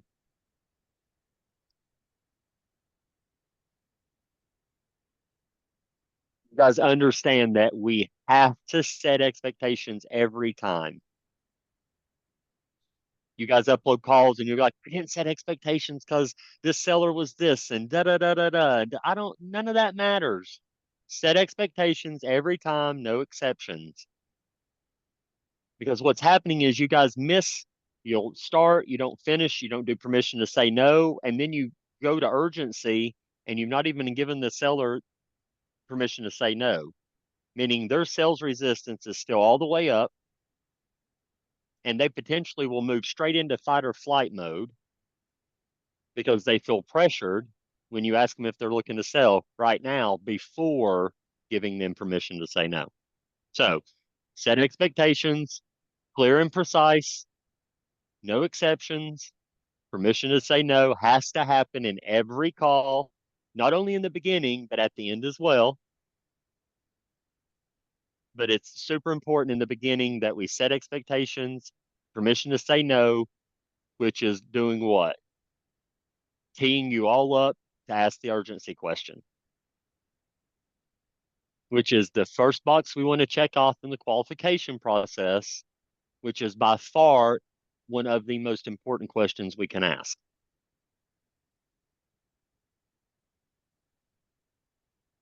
And again, just to make sure we're all on the same page, yes is the only acceptable answer to the urgency question. Hey, Ivy, I'm glad I got a hold of you today. We just closed on some property and we've actually got funds to allocate towards a new one this week. Hopefully your house is a good fit for us. With that being said, if we come to an agreement on a fair price, you're definitely ready to sell, right? Thanks, so. Think so. Come on now, Ivy. That didn't sound too confident at all. What's holding you back? There you go. That's You were it about right to there. say, yeah, I got you. I got you. Right Yeah. Come on now. Yeah. But you guys hear my tonality. You hear Yes. how when I ask what's holding you back, I'm almost saying it in a way of tell me so I can help you. My tone is let me give you a solution to that. Right? Remember, tonality is everything. And you guys lean into being solution based and helping them overcome any roadblocks or anything that would hold them back from making a decision. This is where we can add value outside of price by overcoming any roadblocks and providing solutions to them. All right. Motivation. What has you thinking about selling right now? What has you considering selling? Awesome. What are some questions that we can use to then uncover the seller's true motivation? Distress, pleasure. This is where we want to use sporadic questions, impact questions, and mirroring. Mirroring is a really great way to uncover sellers' true motivation without being extremely confrontational and or for sellers who are being really resistant. So you guys lean into the mirroring technique. When seller tells you, hey, we're downsizing. Downsizing. What do you mean by that? Oh, okay. Well, how long have you guys been actually thinking about downsizing? Okay, well, is this a big deal or a little deal for you guys to get this property sold? Okay, awesome. Well, let me ask you this. How would it feel to get all of this off your plate and taken care of? And outside of X, what else is selling this property going to help you and your family achieve?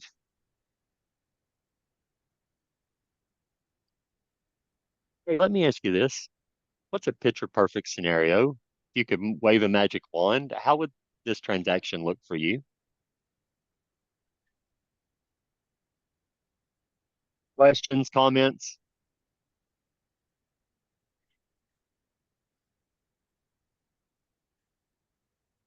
Can I also say if you guys are on average, your process calls should be, they're going to range anywhere from 15 minutes to, clearly you guys have all uploaded 45-minute to an hour process calls for those talkers.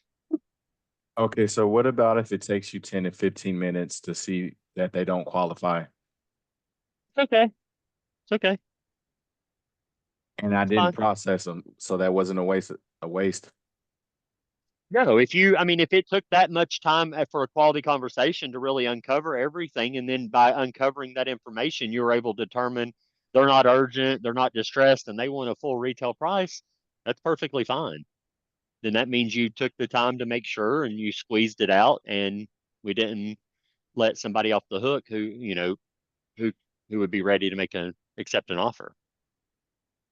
Other ways would Understood. just be to go ahead and slip it through, and then it turns into an offer, and it could then take up time being underwritten, and it could, and we could wind up taking all that time offline when we could have been right back on the phone, getting the next person who is urgent, ready to go right now. Yep. Exactly. And that's what I tell you guys. You know, we want ROI on our time, and we want to make sure we're spending time with people who are urgent and ready to make a decision. Right. So let's make sure that we're adequately asking at minimum 3 impact questions in the motivation section. Again, minimum, meaning you can ask 5 or 6 if you want to, but at least 3. And when I was talking about the length of time that calls last, if you're uploading a process call and it's 15 or 20 minutes, 5 to 10 minutes of that call should be spent solely in motivation. You know, if you guys are uploading 20-minute calls and 2 minutes of the entire call was your motivation section, y'all are leaving money on the table because you're not digging in adequately and really uncovering the real distress, which means you're not able to really lock that deal up for the right price. Brandon, can I ask about the picture perfect scenario? How would you phrase it and bring it out on he should put it You can on the ask it a table? couple different ways. I mean, you can do it if you had a crystal ball. What would selling your property look like? What are the top 3 goals for selling your property? So I like using the, hey, outside of X, what else is selling this property going to help you and your family accomplish? Or what's this look like if this is all off your plate? What's that picture look like? And using the answers there kind of supplement for the picture perfect scenario. It elicits the same type of response from the seller. So you can use what are your top 3 goals for selling the property, and the answers to that would be their goal. Okay. Yeah, got it. I know when you guys ask it kind of like, hey, what's your picture perfect scenario? 90% of the time they give you a ballpark number. Yeah. Oh, Yeah. well, great. At least now we got a number out of them, right? Now, when you ask for a ballpark, they can't say they don't know. If they give you a number, then re-ask it, but remember the number they gave you, so that way you can make sure it lines up later. Make sense? Questions about that? Thanks. All right, property conditions is pretty straightforward. I do want to make sure that you guys utilize the property conditions section to listen for what? Breadcrumbs and red flags, because a lot of stuff goes down in the property condition section. A lot of information can be uncovered. And for whatever reason, sales resistance just goes away when they start talking about the property. But in doing that, they'll spill the beans on everything sometimes. So active listening and picking up on those breadcrumbs. And if you pick up on stuff, label it, mirror them, especially if you feel like it's important to their motivation and that it would add to any distress. So don't sleep on the property conditions, because I promise you there's money to be made in there too. So what if they're All right. urgent? Oh, my apologies. No, go ahead. What if they're urgent and motivated, but they're dragging their feet when you're asking them property condition questions? It's like, come on, hurry up. You know, how do you slow that down for you can really? They're dragging their feet, or they're trying to speed you up. Oh, yeah, my apologies. Yeah, they're trying to speed me through that whole condition property section. So I mean, you just have to bring your tonality down and really make sure that they understand that this is how we determine and we get the best qualified offer. You can get them a fast offer, but you want to get them the best offer. And all the information you're trying to retrieve here is crucial to making sure you get them the most money possible when you go to the partners. Right? So bring your understood. tonality down, you know, and remember to lean into the solution based, right, company, and that your all this information is crucial to guarantee they get the best offer. Right. This is how we've dialed in our process and how we're able to make an offer without coming out to look at your property. You know, through COVID, we really had to dial in how this process worked, and we were able to really to dial it in. And you know, we're making, you know, X amount of offers and purchasing at 15 to 20 houses this way every month. Right. Build some confidence so that they understand why you're taking the time to ask those questions. And I know it doesn't always play out like that where they're just like, listen to you, but you've got to, those are the ways that you overcome that stuff. Tonality, bringing your voice down, using some of the tactics Alex was talking about earlier when people get defensive. Makes Brandon, what sense? happens if he's dragging, like you were talking about speeding, but if the seller is like dragging every question about the condition of the property, a 5-minute story about it, how can you like cut it down? Yeah, I mean, it really just depends. You know, I feel like you guys remember that when the sellers are being difficult like this a lot of times, in these ways that they're pushing back of dragging their feet, how urgent and how motivated are these sellers? Because typically the people that are giving you that kind of resistance can be tied back to lack of urgency or lack of motivation somewhere. Or that we didn't address non-committal language. Right? That the blowback you guys are getting is directly tied to that typically. Because urgent, motivated sellers don't say shit like that. It's people who aren't that urgent or that motivated, or it's money motivated and pleasure, you know, money and pleasure motivated.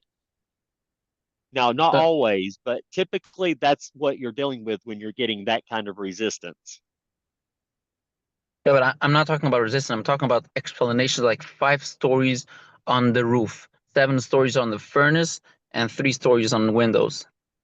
You can't, they're talkers. All right, you just have to learn how to navigate people who are talking.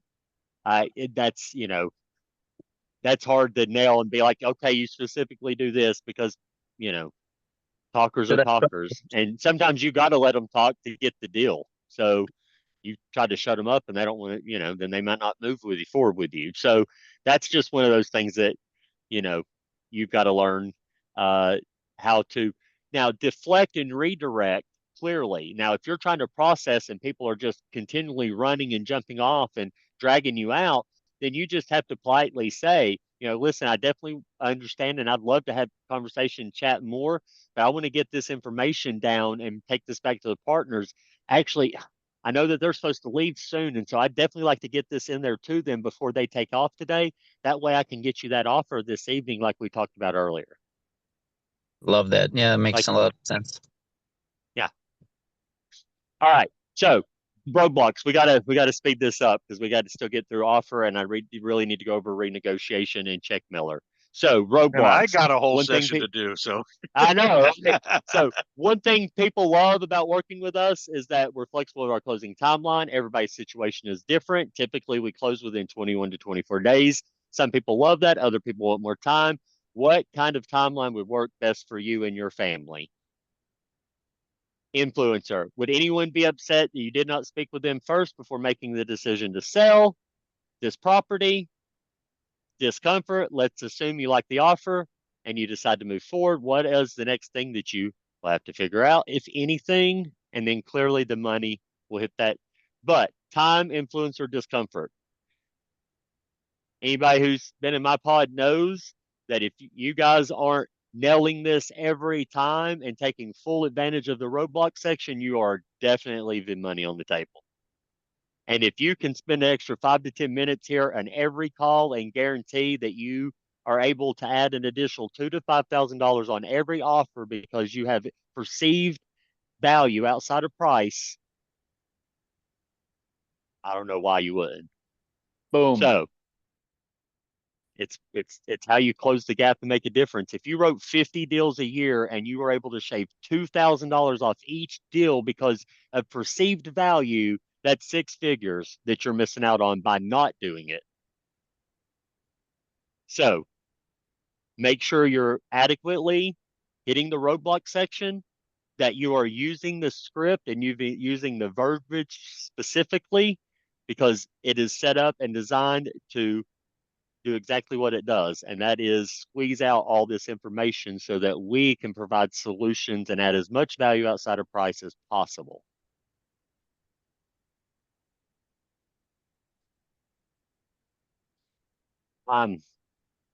Convenience. Remember that time, influencer, and discomfort typically are always going to tie directly back to the seller's motivation in some way. So just make sure that we're exasperating these and we're getting as much information and not letting these people not address influencers, not tell us that they need things that are going to help keep them from making a decision. Like we've got to give them the opportunity to share and give, and then allows you to overcome. All right. So time, influencer, discomfort, any questions about that? Now remember on influencer, we want to double, triple confirm the influencer and even use a third party story on why it's so important that we ask this question. And remember, for the sellers that are super resistant in the influencer section and or act like they're offended that you would ask them about anybody else, you better double and triple and quadruple down on those because those are the ones that'll pull an influencer out after you make the offer every time. So be sure to use a third party story so that they understand why it's so important and that it's not just about who's on title and deed. It can be about friends and family and their influence. All right. Discomfort, clearly, this is an area where we're able to offer and provide a ton of value outside of price through providing solutions to sellers' discomfort. I want to make sure that I reiterate here that in the process call, we are not throwing the kitchen sink at them when it comes to whatever discomfort they have. We are confirming how valuable it would be if we were able to provide a solution to that problem. And then clearly providing the solution in the offer call. All right. Money based on air. What if they're Yeah. what if they're uncomfortable now after you went through that discomfort? Well, yeah. And they disclosed it. Okay. Everything that was going on. All right. They went to the offer and everything, but they're embarrassed now because they let you know exactly, hey, I'm in Cherysville, I'm going here, I got to do this. Okay, I offered them a solution outside the box. Hey, I can find you some way to push. Ivy, we're going back to that same seller you're talking about earlier. I can already tell. Thank you. Let me get through this script. Okay. Let me get through this and then we'll address that. That's a one-off conversation me and you need to have. Okay. Sorry. All right. It's okay. It's all right. It's clearly is important to you, so I'm not mad at you about it. I love that you want to overcome. So good. That's good. But money, let's talk about money. Based on everything you've told me. Now I want to be very clear. When it says brief recap and mini presentation, please understand that it's a brief recap of their motivation, not of the property conditions. Okay. We are not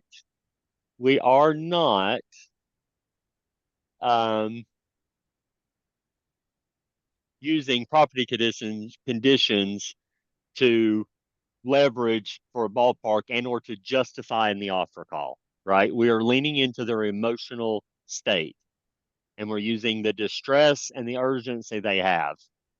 So we want to do a really good recap because you guys understand that psychologically that's bringing them to the most decision-making state of mind they could be in. They're the most open and honest at that point as well.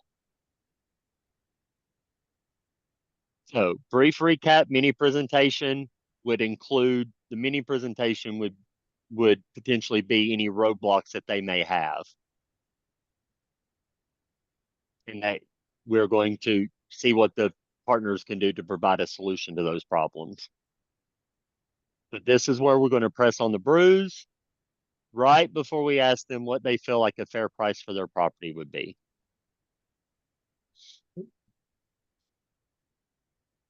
What do you feel like a fair cash offer for your property would be?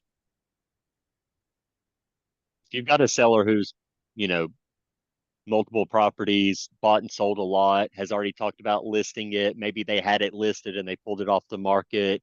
Any scenario like that, I would be using what you feel like is a fair cash offer. It lands and it just separates the number they may have in their head already and remind them that we do cash. And remember that if you already got a ballpark at any point early on in the call, maybe they told you, maybe they said something about if the price is right, and you said, well, what's that price? And they gave you a number.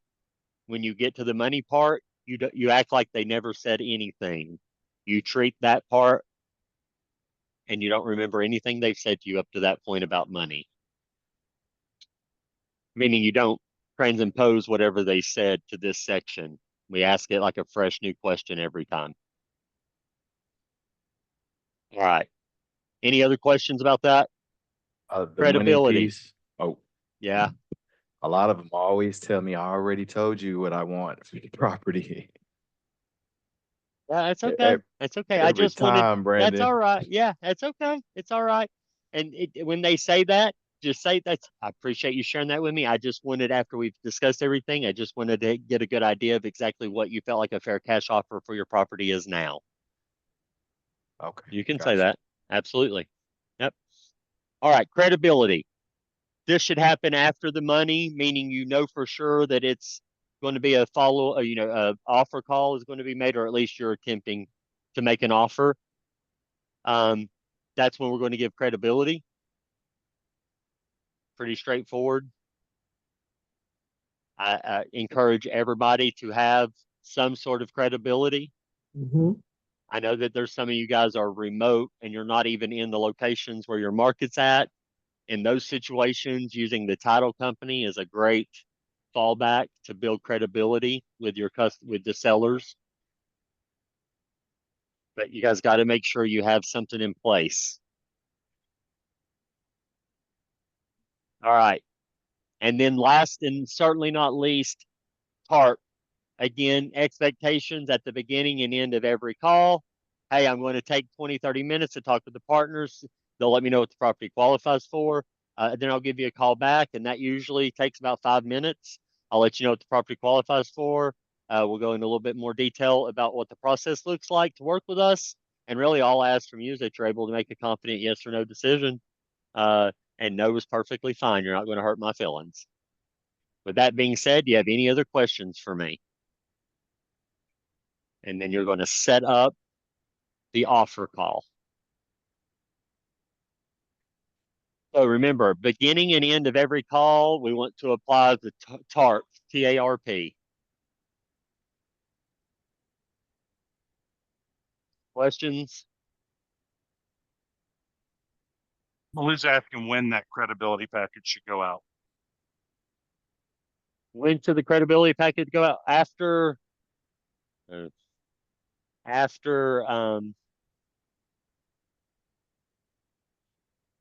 what do you mean at this point?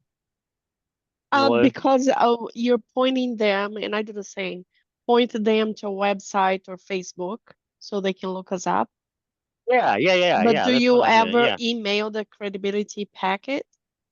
I mean, some people might. It's up to you on what you do there, on how you want to do that. If you want to email it to them, I'm sure it's okay. Yeah. Okay. I would So just it's not send a them to normal your web. process for you guys. Yeah, I would just send them to the website to look us up. Okay. Manuel, what's up? Just really quick. No, so the credit, like I have a Facebook page, but I just started on it, so I only have like 2 houses on there that I flipped, and that's it. And well, I actually attached the credibility package onto it as well. The company profile. But that's it. Yeah, that's fine. It's good. For now, use our credibility package. Use our photos.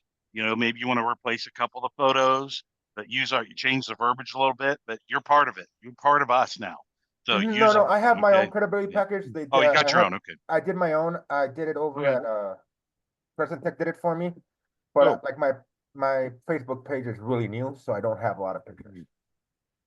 Yep. Yeah. Time to pay off some friends to give you some stars, some likes, some love, and tell you how awesome it is to work with you.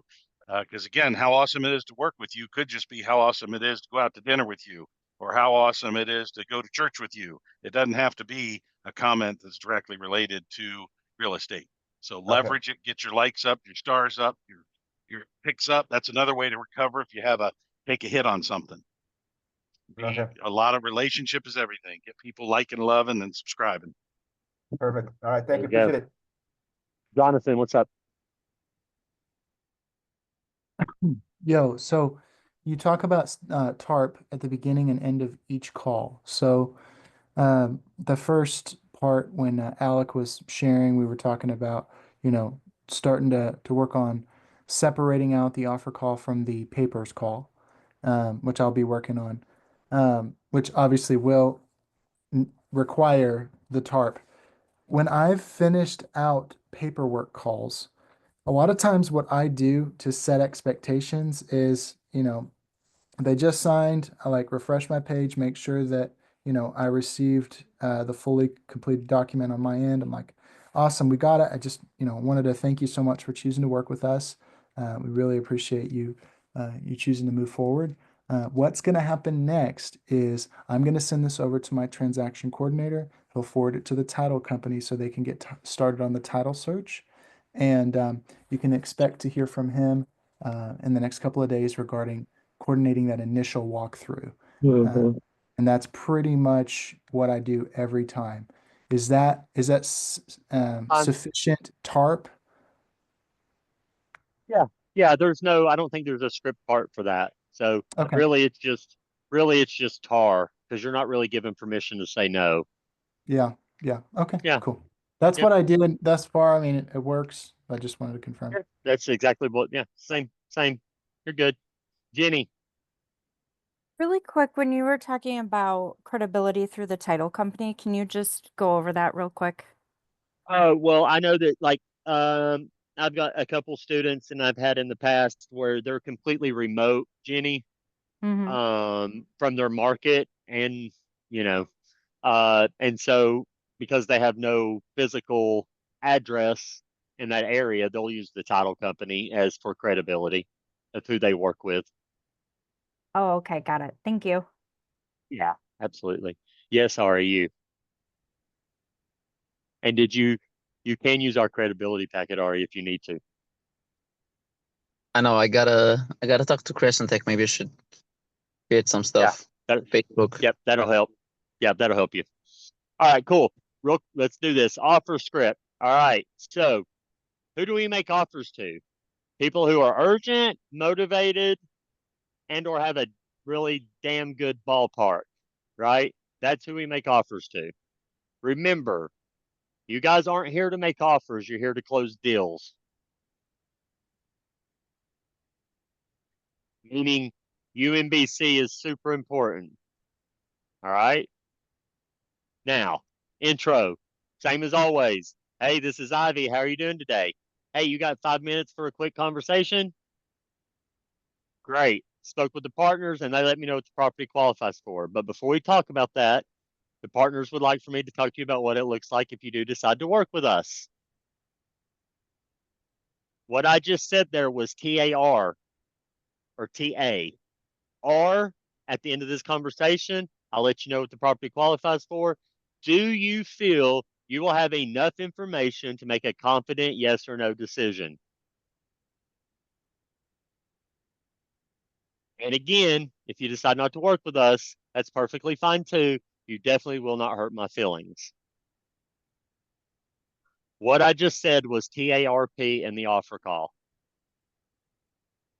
The result part is at the end of this conversation, after I let you know what the property qualifies for, do you feel you'll have enough information to make a confident yes or no decision? You guys understand that question? The only acceptable answer here is yes, just like in the process call when you ask the urgency question there.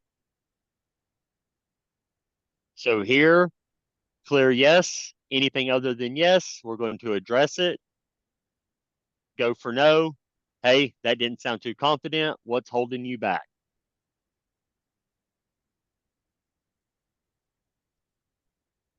Once we've confirmed urgency and or addressed any non-committal verbiage, then we're going to roll right into first. I'd like to let you know what the property qualifies for.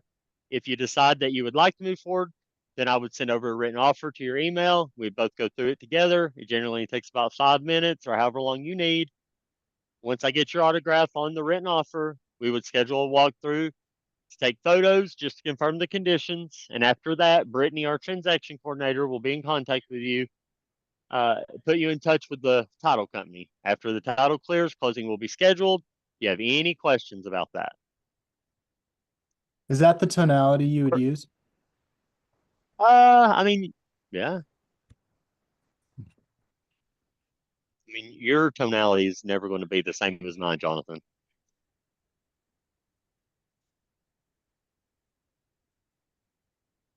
Mine always sounds, I tell you all the time, I know sometimes I can sound very confrontational. So if it sounds too aggressive, then no. They were nice throughout all of the calls. Now we're at this offer call, okay? And they say to you, hey, I've been pleasant. I answered all your questions. Just, okay, I know you get ready to go through this, which they told me in the beginning, they never had an offer, but now I found out later, okay, they've been talking to someone else. I went through this offer with someone else. Just get to the point. What are you going to get? What are you going to offer me? Yeah. My apologies. Did I misunderstand something? I just want to make sure we're on the same page and that you understand exactly what it looks like to work with us. And, like I shared with you earlier, we're not like all these other investors. We don't just throw offers out at everybody. We want to make sure we're working with people who are ready to make a yes or no decision and that are a good fit for a cash offer. And then you would make a pick yes right or no back up on. decision. I'm ready to What's make that? it. I'm ready to make a yes or no decision, but you don't have to go through all of that. Just go ahead and off. Tell me what they said. Tell me what your partner said. Yeah, my apologies. That's not kind of how this works. What my partners like for me to do is actually to go over what it would look like to actually work with us before we do that. So do you have 5 minutes so that I can do that? Or is there a better time I could call when you've got more time? I was just saying it because, this is not my first rodeo. So I've been through this before. I understand. So, all right. yes. Again, we'll one off on some of that. That's again, Ivy, I would Not tie that that call. I'm right just back. answering your question with that. No, he said, Yeah. they said, Yeah. it's not my first rodeo. Come on, just, answer me the question. Yeah. Yeah, absolutely. I understand. Again, with those kind of people, I'm going to tie that shit back to they're probably not that urgent or motivated if they're talking to you like that. That's a pleasure motivated seller. Guaranteed. So again, when you guys are giving me these objections and these pushbacks that people are giving you, 9 times out of 10, it's because you didn't address the non-committal language and they're pleasure motivated and you let it pass. So let's look there first. If they're checking everything off and you're still getting that, then we need to address it differently. But I would almost guarantee that those kind of responses are directly connected to non-committal and pleasure motivated that we didn't overcome or address to confirm. But that's just what I would assume. And I know that didn't always say. So, all right. The other thing too, real quick there, Brandon, is that, the price is the easy part. It's what does it look like to work with somebody? And so when they're trying to rush you through that, he's been through the rodeo, but what, we don't know what rodeo he's been to. Is it bulls? Is it horses? We don't know. Okay. So, Right. and so bringing in that commonality way of, there's certainly more than one component to the deal. The price is the simple one. And then just burst right into, so, when most people go right into what it looks like to work with us and don't take a breath, just keep rolling. And Steve, that's the deflect and then the redirect is exactly what Steve just showed you how to do. That's exactly what I was saying is you're like, okay, I understand that. However, this is what we do. So what I'm going to do is when I take this and then you just go right back to the script, you don't give them the opportunity to do that. And again, if they're giving you that much resistance, you probably need to reevaluate the whole offer call to begin with, honestly. Right? Because you should have already set expectations. They should already know coming into the offer call, you're going to do all these things because you told them at the end of the process call. That's why TARP has to be at the end and the beginning. so that you don't get that pushback, right? Or we eliminate as much of it as possible by, right, getting ahead of this stuff, right? All right. So first, I'll let you know if the property qualifies. If you decide that you'd like to move forward with us, I'll send over the written offer, email. We'll both go through it. That together, it generally takes 5 minutes, however long you need. Once I get your autograph on the written offer, we'll schedule a walkthrough, take the photos just to confirm condition. After that, Brittany, our transaction coordinator, will be in contact, put you in touch with title company. After the title clears, closing will be scheduled. Do you have any questions? Perfect. So about the property. Now, again, I want you to read in the blue, summarize their motivation, address identified roadblocks, not property conditions. Remember, property conditions are analytical. We want to keep these sellers as emotional as possible right before we drop that number. Can I show a quick example, or do we have time? Because I'm literally just about to present an offer in the next 12 minutes, and I have a motivation piece typed up. Let me get through this because we're literally running out of time, and Steve still has a big section he's got to cover. All right. Also, as I said before, what we'll walk away with is in your pocket, minus your mortgage, liens, and property taxes, which is a state of Ohio thing or wherever state you're in. You do not have to pay closing costs. You don't have to pay any realtor commissions. The property will be sold as is, which means you do no repairs and you do no cleaning. You will also be able to move on your timeline. With that being said, the property qualifies for done. Now, let's be clear. You guys drop the offer. Shut up. Don't say anything after you drop the number. First person to talk loses. Any answer other than yes or no. I got to think about it, pray about it, call my cousin, talk to my aunt. What are we doing when a seller tells us they need to think about it? Box objection. Go for no. No. Thinking about it. If I got to think about it, that's a go for no. That's a go for no. Okay. So remember, anything other than yes or no is a go for no. If it's a no, then we box the objection.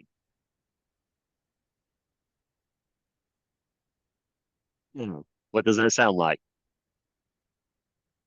Whenever you say you got to think about it, I'll just be honest with you, based on my experience, it's usually just a really polite way of saying no. And if it's not a yes, it's a no, and that's perfectly fine. That's it. Now, let's say they just say, hey, that number, nope, that's not going to work.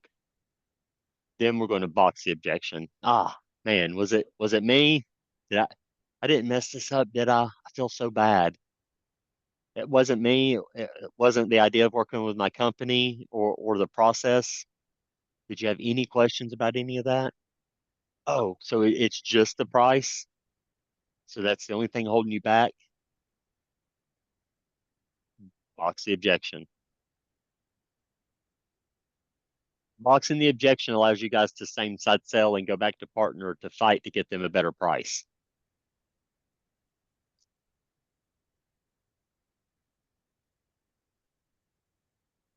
Questions, comments?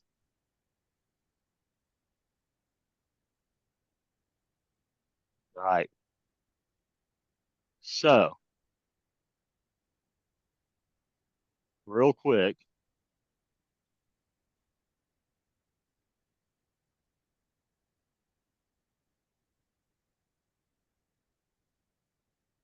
Check Miller's script. Very small portion that should sound different on the front end. TARP is going to be set. Once TARP is set, we're in the process script. Nothing changes there. It's just the first half. So for all of those who have inbound leads from mailers, check mailers specifically, this is the script that you should be using every time somebody calls in and says, hey, I got a check in the mail. Awesome. Brandon, I know, hey, real quick, I know I'm cutting into my own time here, so I appreciate you doing this. Here's really important thing about these check mailers. How do we define if a check mailer is successful? There's only one answer to that question, and that is the phone rings. Period. If the phone rings, the check mailer is successful. Okay. Once that phone rings, it's your level of strength, precision, and execution about what Brandon's about ready to go over that results in a deal or no deal.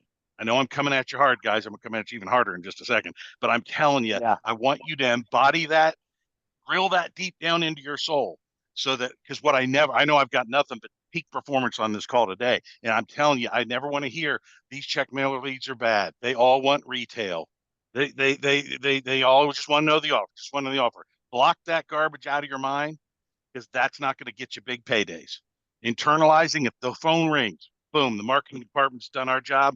Now it's time for us to show up in acquisitions and show us how it's done. So show us how it's done, Brandon.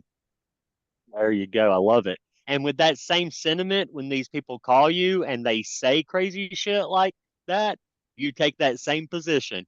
It is a marketing tool. It is sent out solely to get you to call me, and winner, chicken dinner, guess who's on the phone? So do you have any interest in selling that property now or in the near future? Or better yet, prior to getting that in the mail, had you even thought about selling your property now or in the near future? Okay, right? So love the sentiment. You guys all know, if you're in my pods, I have the same sentiment with these check mailers. It's on you what you do with it once they call in. That's it. It's a numbers game, right? And so, but we've got to give everybody the opportunity to qualify themselves. And we've got to learn how to disarm these people when they come in hot. Because they do. They want to come in and, oh my God, you sent me this as fake.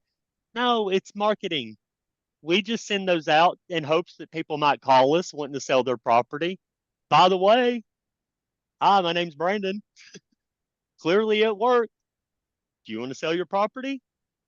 So that's how I want you guys, again, embody that, what Steve said, and take that same sentiment. Now, remember, everything I just said, you say with tonality, and you always keep an empathetic tone. We're never trying to be combative, and we're never trying to get one on anybody. So when I say winner, chicken dinner, I'm not trying to like stab them in the side. I'm trying to bring them to me, and or at least get them to understand that I'm not naive and I understand what this is. Right? That's important, because otherwise y'all are just going to get tooled by all these people, and you're going to do exactly what Steve said, and you're going to bellyache and say they all want full price. Of course they do. Don't you? So let's do it. Awesome. Yeah, we just sent some of those out to areas that we recently purchased properties in. Have you thought about selling your property now or in the near future? Bam. Same as I've said before, at this point, you can confirm their name or address. Don't do it before. Now, I will say this, and I'll point this out on check mailers when they're inbound calls. Clearly, they're already going to know your company name. It's on the check. So this would be the exception, that we don't have to announce who we work for, and they've got the name there. So if they ask or confirm, we go right with it. Not a big deal. Okay. This is the exception on the company name. Once they've confirmed that they're ready to sell or they have any interest, then we go straight up into addressing the amount on the check. This is super important. If you guys aren't doing this, you're dealing with a lot of pushback at the end and or at any point in the call. Okay, great. Hey, just a heads up, the amount on that check really just depends on the property conditions. As I'm sure you're aware, when our team put that together, they had no idea the age of the furnace, the roof, or anything like that. It basically just assumes there are minor repairs needed to make the property up to today's market condition. With that being said, I'm going to take 5 or 10 minutes. I'm going to ask you some questions about your property, age of your roof, age of your furnace, and then you go straight into setting expectations. Now, if the seller wants to talk about, can you do more? This is where you would use the script. Great question. The amount on that check. To answer your question here really just depends on the property condition. And then you're going straight into the same thing that I just said.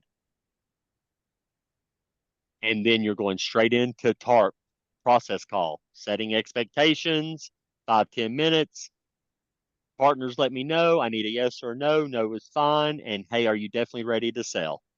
And then you're into the process call at motivation at that point. Any questions about that?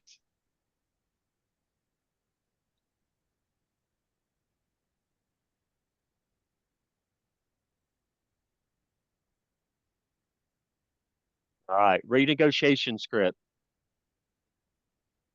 I just want to really play off of everything Alex said earlier when it comes to tonality and how important that is in these calls. That when you call these people, you know, based on what the drop is from, you know, what the renegotiation is, can determine, you know, your level of tonality. Clearly, if we're just, you know, 10, 20 off, we don't have to come in like our dog died. We come in more like it just got kicked. And when it's 40, 50 different, then you come in more like your dog died tonality. Right? So, hey, you know, hey, this is Brandon. How are y'all doing today? Hey, you got a few minutes for a quick conversation? Okay. You know, I've really been dreading this call all day long. And, you know, I know I had to call you and give you an update. And I'm going to be honest with you, I feel horrible about this whole situation. And, you know, the partners, our inspection came back and there's some things that came up. And, you know, it's kind of the reason for my call. And, you know, I really wanted to make this work for you. And it's probably my fault. I probably should have came out and walked the property first. But, you know, the partners, the inspection came back and, you know, they let me know X, Y, and Z, da, da, da, da, da. You know, and based on everything that we talked about the other day, you know, they let me know that price just isn't going to work.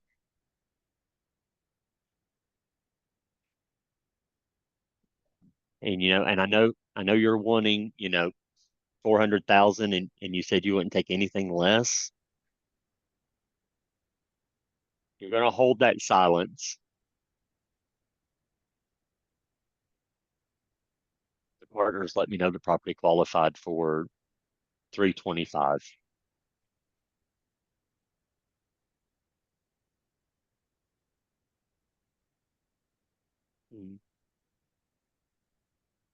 That's it. Tonality, empathetic tonality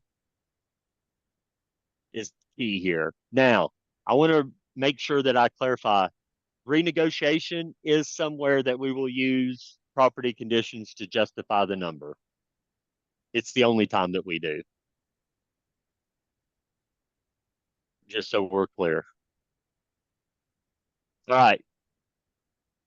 So it's not gonna be an emotional type. You're not so much playing on the emotional part of the seller because you're bringing the analytical You're part bringing, yeah, by well, it's a little bit. I mean, you're definitely using your tonality and your empathetic tonality, which is playing to their emotion for sure. So there is some of that going on, but you're definitely using whatever the inspection report is to justify the difference in the offer, Malou, for sure. Yes.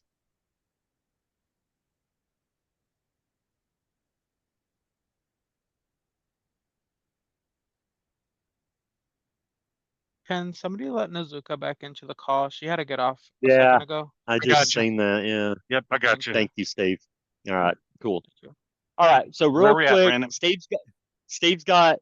I'm just wrapping up actually. So last thing I just want to say, if there's any questions specifically about script, implementing script, tonality, the psychology behind it, anything that you guys have questions about, email me directly.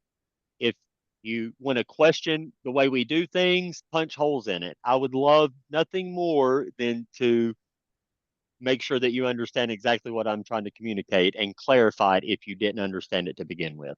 All right. So I will now officially turn this over to Stephen Higgins. Awesome. Awesome. Well, thank you so much. Hey, let's light up that chat with booms for Brandon. He absolutely went deep and just crushed it. So thank you very much for that. Hey, I was going to give you guys a 4-minute and 11-minute break, but we're not taking a break, guys. I got 30 minutes to pack in about an hour's worth of information. So I'm going to talk really, really fast. and you're going to have to listen really, really fast. And if you do have to jump, we can continue this conversation on Tuesday at 4 in the growth track, where I'm going to be going a little bit deeper on the specific topic I'm covering today. But we're going to be jumping through two key components. First is going to be the components of the house training. So we're going to run through the details of that. And then we're going to talk about underwriting your deals. And when I talk about underwriting your deals, I'm not talking about the deep kind of underwriting that your dispo manager is going to be doing, but I'm going to be talking about specifically the quick underwriting that you as an acquisition person or as a closer should master and should know how to do. It's going to really improve your confidence. It's going to help you feel better as you're locking up deals, because it doesn't do any good to lock up a deal if we don't get it dispoed, right? And so it's really, really important that we cover this. And I'm going to do my best to cover it quickly. I do have a special guest on today, Mindy Higgins. If you've been to 2-Day, my beautiful, magnificent wife, you met her at the registration table, and maybe you needed some eyelash glue, or maybe you needed some pain medication, and Mindy was there for you. But she's what I call truth in reporting. So if I say anything slightly off or slightly inaccurate, she will hold me to account right here live in front of everybody. So just be ready for that. But I appreciate her being on today, so she can support us in this as we wrap things up in this last components. I will try to keep it tight. So what we're going to first start off of is talking about the components of the house. So you should be able to see my screen that says understanding the major components of the house. I will shout that out, and please let me know if you don't see it. Just unmute yourself and say, Steve, I'm looking at your dog, not a major components of the house, and make sure I stay on track here. So as we go through this, the key is from acquisition person, we spend a lot of time talking about the scripts, and we're like really refining and looking at the scripts, and we can get really up in the head there. And what's going to help you a lot with that is repetition. So the most important, I'd like to really challenge each and every acquisition person on this call to take a new mindset about the scripts and the script training. I've been in this business for 35 plus years, and I can't even begin to tell you how many scripts I've memorized and learned over that period of time.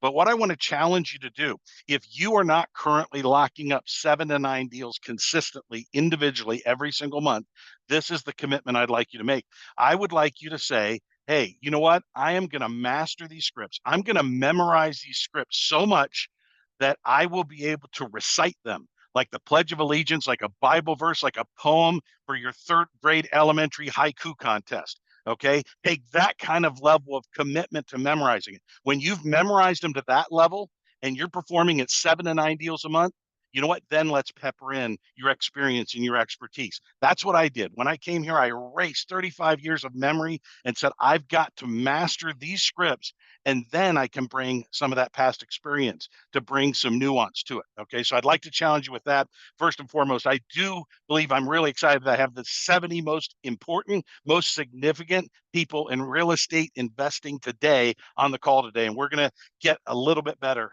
in the next 30 minutes or so. Okay, so one thing, when we talk about understanding the components of the house, we're talking about the anatomy of the house. And we go through this, and some of you may go, well, I know what electric is, I know what windows are, but you need to have a good understanding of, at least at this level, a high level, general understanding of what these things are, so that when you're talking about them, or that person is talking to you about them, that you can relate and understand what they're conveying to you. So we're going to talk about the structural. What kind of foundation is it? What kind of frame and sheathing is on the house? Our exterior, our roof, our windows and siding. On our mechanical, of course, we're talking about the electric system, plumbing and HVAC, and then the interior components, which everybody loves to talk about. And folks, most people want to focus on this, is kitchen, baths, flooring, and finishes. The key is we want to be able to replace outdated or dilapidated components. The goal is to make sure the property passes inspection. When I talk about passing inspection, of course, there could be local jurisdiction inspections if we're flipping the house and we're making changes or adjustments. So there could be in actual inspections of that nature. It could be the inspection of a professional inspector coming through, but it could simply be the inspection of the future buyer, whether that end buyer is going to be another investor or it's going to be a retail buyer. So the idea is to be able to spend the exact correct amount of money and only improve what we can get a return on investment on, and make sure that what we're going to do is pass those inspections I just mentioned. So as rehabbers, we have a responsibility to do things right. This is one of those areas that we're protecting the brand, we're protecting the reputation of not only your company, but every individual that laid their hands or their voice to the process. So it's very, very important that we do things right. We understand what the components are. We understand how to engage the subs, how to set clear SOPs, and then inspect their work and hold them accountable, because trust me, your end buyers are going to be holding you accountable. So why doing things right matters? Well, if we do things right in that process, a higher appraised value and hitting the value that we've set forth, more accurate profit projections. And where does profit projection so important to the people on this call? Because most of you are going to be paid on that profit. Okay, none of us are living off of our base salaries, right? We're going to be living off of the opportunity, because that's the thing, is you're just an average producer, you're going to make a really good wage in this business. But if you're a peak producer, you're going to be making more than many doctors make. Okay, many other high level professions, right? So we are a high level profession because we solve problems for people. We don't get paid because we're a great person. We get paid because we're incredible problem solvers and we bring great solutions to people. So again, more accurate profit projections helps you have a better forecast of what you're going to be spending your money on. Or in my case, what my wife is going to be spending the money on. Prevent double, and she's going to say, hey, I work too. Trust me, she works twice as hard as I do. Prevent double doing the work. Okay, very, very important. If we supervise, project manager, we're not going to go into project manager today. I do that on Tuesdays at 4, but we are going to be talking about how we get the work done on time, on budget, and we pay for it once, we get it done once. End buyer confidence and workmanship. Again, this is not only about protecting ourselves and trying to get the property sold, protecting ourselves in the long run against any litigation for poor workmanship, but again, it is the representation of your brand. So those little things really matter. That final punch walk makes a big difference in your reputation. Reduce risk of cutting corners. And so again, the thing we want to focus on right now for our underwriting, we're going to talk about in just a moment, is the outdated components of a house. Now, one thing I will tell you, full transparency, I can't talk this fast, click through screens, and answer chats at the same time. So if there's somebody else on that can answer the chats, that's great. If not, unmute yourself and go, Big Poppy, or hey, Steve, slow down. I got a question. But we'll try to hold the questions to the end. I'll try to reserve just a few minutes for that, but I need to get through this content. So foundation. Bowing walls or shearing walls are specifically what we're looking for. So these are things that we're going to be able to ask the person about as you're going through the property conditions. And by the way, I want to address property conditions this way, especially for sales boot camp. I don't want any of you people hanging out in the bubbly, warm hot tub of property conditions. And what I mean by that is a lot of people want to skip the deep emotional talk. They want to skip uncovering, asking the Socratic questions, the impact questions, building out a beautiful picture perfect scenario. They're like, yeah, check. Yeah, let's get into property conditions. No. Property conditions. The only thing less important to me when I'm talking about a deal than property conditions is price. Price is the least important thing that I even want to think about or talk about. Next to that is going to be property conditions. They are important for you to know to be able to underwrite the deal, but I just want to impress upon all of you today how significant the importance of the last 3 hours you just spent was, and that's what you need to be double, triple, quadrupling down and mastering and getting that muscle memory. So whether you're happy, sad, good day, or bad day, you're able to deliver on getting that motivation and giving these people value outside of price and to be able to deliver. Okay, back to our regular scheduled programming. Bowing walls or shearing walls is specifically what we're looking at. Okay. And as we're doing that, first of all, we have a basement. Okay. We have a full basement. It could be a partial basement, partially excavated, partially full. We have slab on grade. And then we have a crawl space, which is just going to be just elevated a foot, 2-3 feet off the ground. Those are the 3 types of foundations. So specifically, if they tell us they have a foundation, then we certainly want to be aware of that. And as we're asking them, are you aware of any issues like that? Then the bottom line is they go, nope, everything's good. Well, that could be true. Or they could be like me and have 15 boxes of Christmas stuff up their basement wall that they haven't moved in 20 years, in which case they don't know if that basement wall is bowed or not. That's okay. We have that. That's why we have the basic kind of inspection we have. They may not even know about it. But usually if people have a serious foundation issue, like we see on the bottom right corner here, they know about it. It's not surprising to them. They may not tell you about it, but they know about it. Now, let's say they're honest with you and they say, hey, yeah, I do know about it. This is an opportunity where we could get pictures. We could have them go take a picture of it and text or send that to you so that you have eyes on it as you're trying to underwrite the deal. There's nothing wrong with doing that, okay? But in this case, we have two solutions for that if we do. And if it's usually within 2 to 3 inches or less of bowing, we can sometimes use these carbon fiber straps. They're less expensive and easier to install. And if not, if it's severe bowing, we're going to need to install the steel I-beams, a little bit more expensive, a little more time consuming. And sometimes even the steel I-beams aren't sufficient and we have to do a complete wall tear out. But bowing walls or shearing walls are something that's going to be important, that's going to impact the value that we're able to give them. And the reality is it's oftentimes overlooked because some people don't spend much time in their basement, especially if it looks like that bottom right corner. Next is the electrical. And so we're determining what kind of electrical system do they have. Do they have outdated systems like a knob and tube, which is back in the 1880s to like the 1940s, a 2-wire system, which is the kind that doesn't have the ground wire associated with it, or a push-o-matic box, which instead of toggling left to right, it's a push in, push out. And again, a lot of places, they're considered outdated. Sometimes they have to be removed, sometimes they don't. That's going to be a local jurisdiction issue. Okay, and we're going to talk about how you know those things later. But electrical, then we go into plumbing. With plumbing, the bottom left here, we're going to have a cast iron. You see, they've done some repair work with that, and they've put some PVC, with a boot connecting that. The problem with the cast iron, oftentimes it becomes very, very brittle, and it can become corroded, like you see on the right-hand side. We see some corrosion. That's actually in a PVC pipe, but the same type of thing can occur. That's what happens when you pour grease down your garbage disposal, by the way, on the lower right-hand corner. It eventually accumulates to that mess. Found that one out the hard way. That being said, you've got PVC in the middle. Then you've got copper above. Copper was very, very popular, very reliable, does take a higher skilled plumber to execute. And at the end of the day, it's super, super expensive. As a home builder, one of the biggest things we had stolen off of our job sites was copper. Everything from stealing supplies or materials that had been dropped off, all the way to criminals actually going in and cutting the copper out of the house. So that's when we see the red and blue lines, depending on the region and the area. You might see the red and blue pipe, which we love because it's very, very flexible, but some clients do not love it. So just knowing what kind of plumbing is in the house. Then we get into HVAC. Okay. Again, I'm not asking all of you to keep up with me and to be able to know every single one of these, because we're not going to necessarily be detailed asking questions about all of these, but I want you to take away or have the consumption of this. Go back and watch this recording once it's uploaded in the recordings, and be able to slow it down and look at some of these components just so you have a picture in your mind. So when somebody says we have a boiler radiator system, what the heck is a boiler radiator system? Well, that's what we see in the lower left-hand corner. If you've ever been in an old house or an old building, you see this. This is where water's boiled. It pushes the heat up or the steam up through the radiator. They have one of these in each rooms, and it puts off the heat.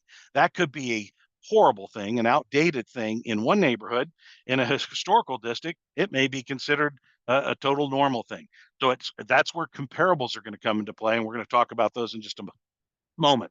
Up at the top, we've had a typical air conditioning compressor, and then heat pumps and systems like that. So again, typically when it comes to your furnace AC, a 12 to 15 year lifespan is what we're anticipating. That's going to be a pretty typical lifespan. And so if we start to see much above 50% of the lifespan utilized or used, that's when we're going to start to identify, is this something we're going to be repairing or something we're going to be replacing? Next is roofs. Roofs are very important. It's age of the roof is one of the big questions that we're going to ask, of course, but also the makeup of the material. If it's slate can be very costly to repair and maintain or replace, but it may not be an option. If you're in a historical district, like I said, or a specific homeowners association, they may mandate that. Next is metal. Far bottom right corner is going to be metal, and the metal roof.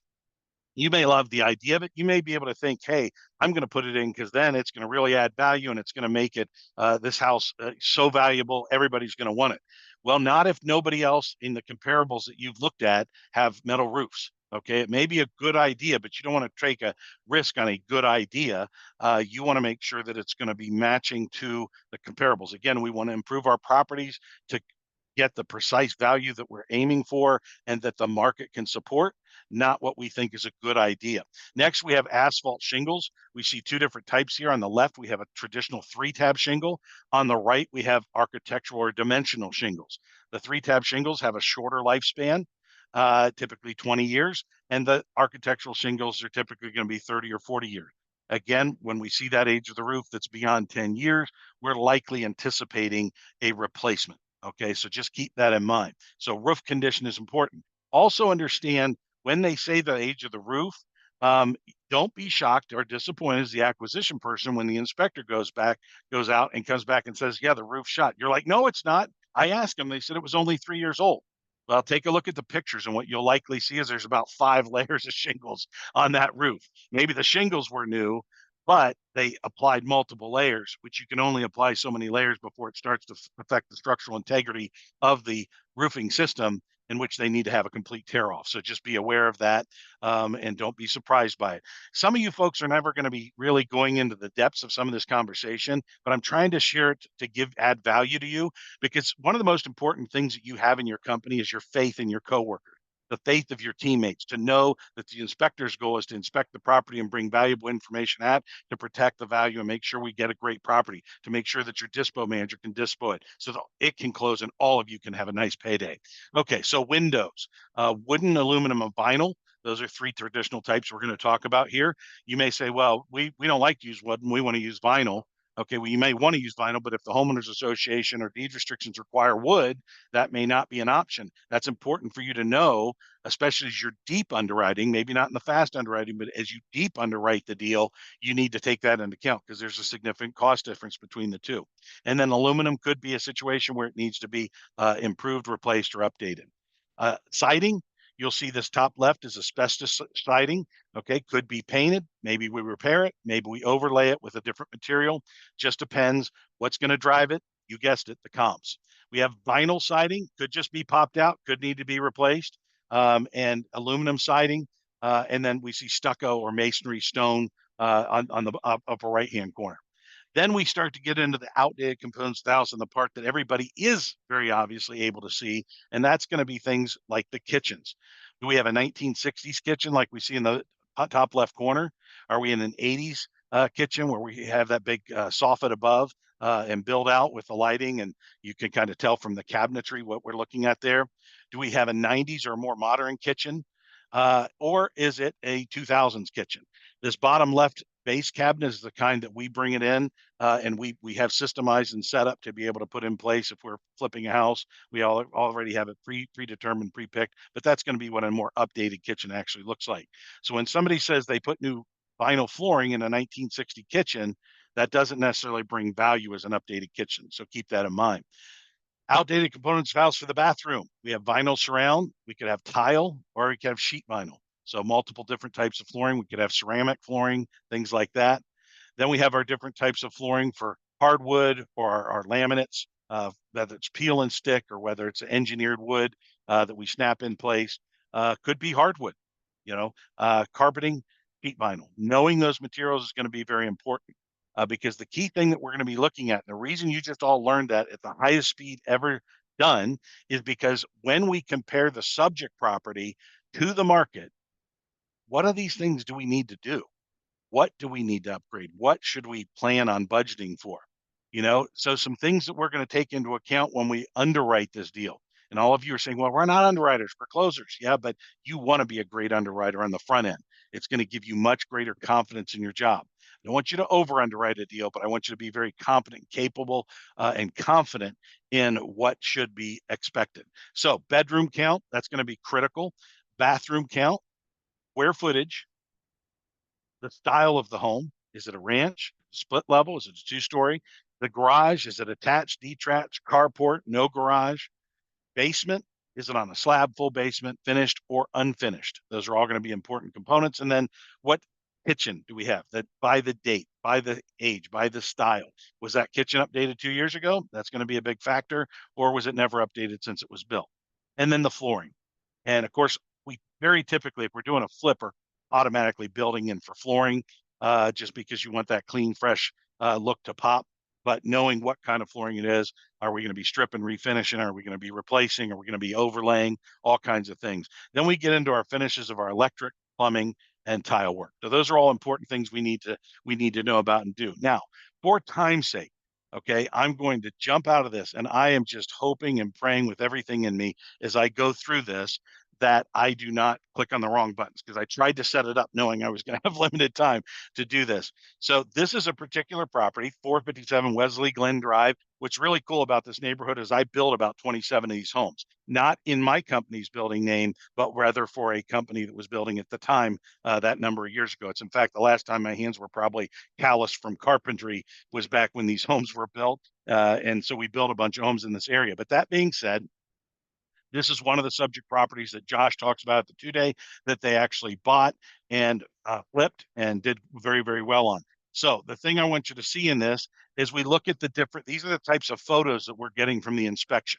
Now, when we're pre-underwriting the deal, we're just very early on, we may not have all of these details and all this information, but ultimately we will when that inspection comes back, and we're going to be able to see this. This is the type of detail that we're going to be able to see. What I want to call you out to at this point is if the seller during property conditions clearly tells you, yes, we got a giant crack in our basement, we've got a wall blowing in, say, oh, that's awesome. You know what? The more pictures or details you can send to me on that, the better we're going to be able to evaluate, so we can make sure we get you an accurate deal. So we don't just want to throw a number at you and then not be able to execute. We want to make sure that we get you the best value we can based on the current property conditions. So don't have them shy away, set them up for success by having them share information. So this top left picture that you see here, where there's clearly a tear or rip in the flooring, I'd love to have a photograph of that. Okay, now keep in mind, most of these photos that I'm scrolling through here are not photos that you're going to be able to know or see on your quick or the fast underwriting stage of the process. However, again, if there's a special call out, something in particular that they want to call awareness to, they can do it. Also, what if there's somebody that they're trying to help you, they're trying to get you the answers to your questions, but they don't really know how to answer it?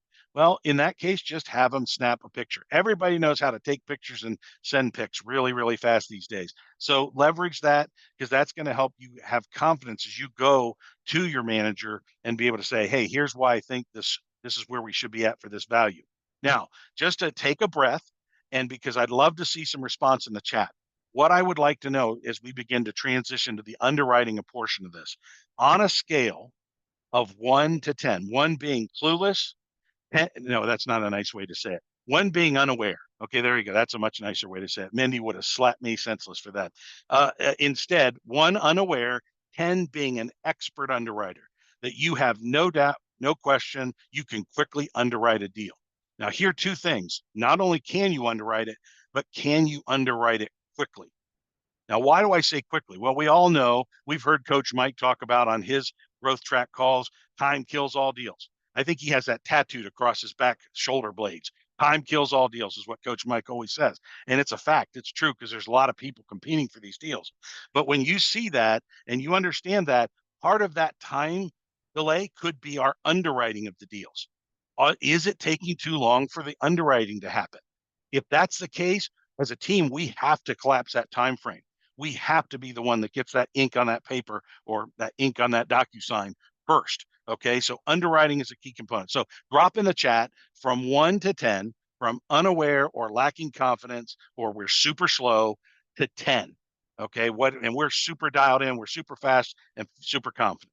Okay, that's the first emoji. That's the first number I want you to drop in here. Here's the second. I'd like you to answer this one by emoji. So in the chat, I want you to drop emoji, and all you are super young and super fast. If I was doing this, I'd be like fat fingering it, probably picking the wrong emoji, sending a totally wrong message. Okay, but you all know this. So I'm just going to describe the emojis to you. The first, and this is by show of emoji, how comfortable are you as a closer or an acquisition person to underwrite a deal today? How confident are you personally in underwriting a deal today from your seat? And here's the emojis I want you to use. If you're fully confident, comfortable, and you're doing it every day already, I want a big heart emoji. If you're somewhat confident and you do it sometimes, a little smiley face. If you're neutral and not really doing it, you can put the straight smiley face, no smile, just a straight line. And if you're like, Steve, what the heck are you talking about? You can fill in the emoji with whatever you think, but I'm thinking of that one that has like the big googly eyes and the open mouth. It's like, what the what?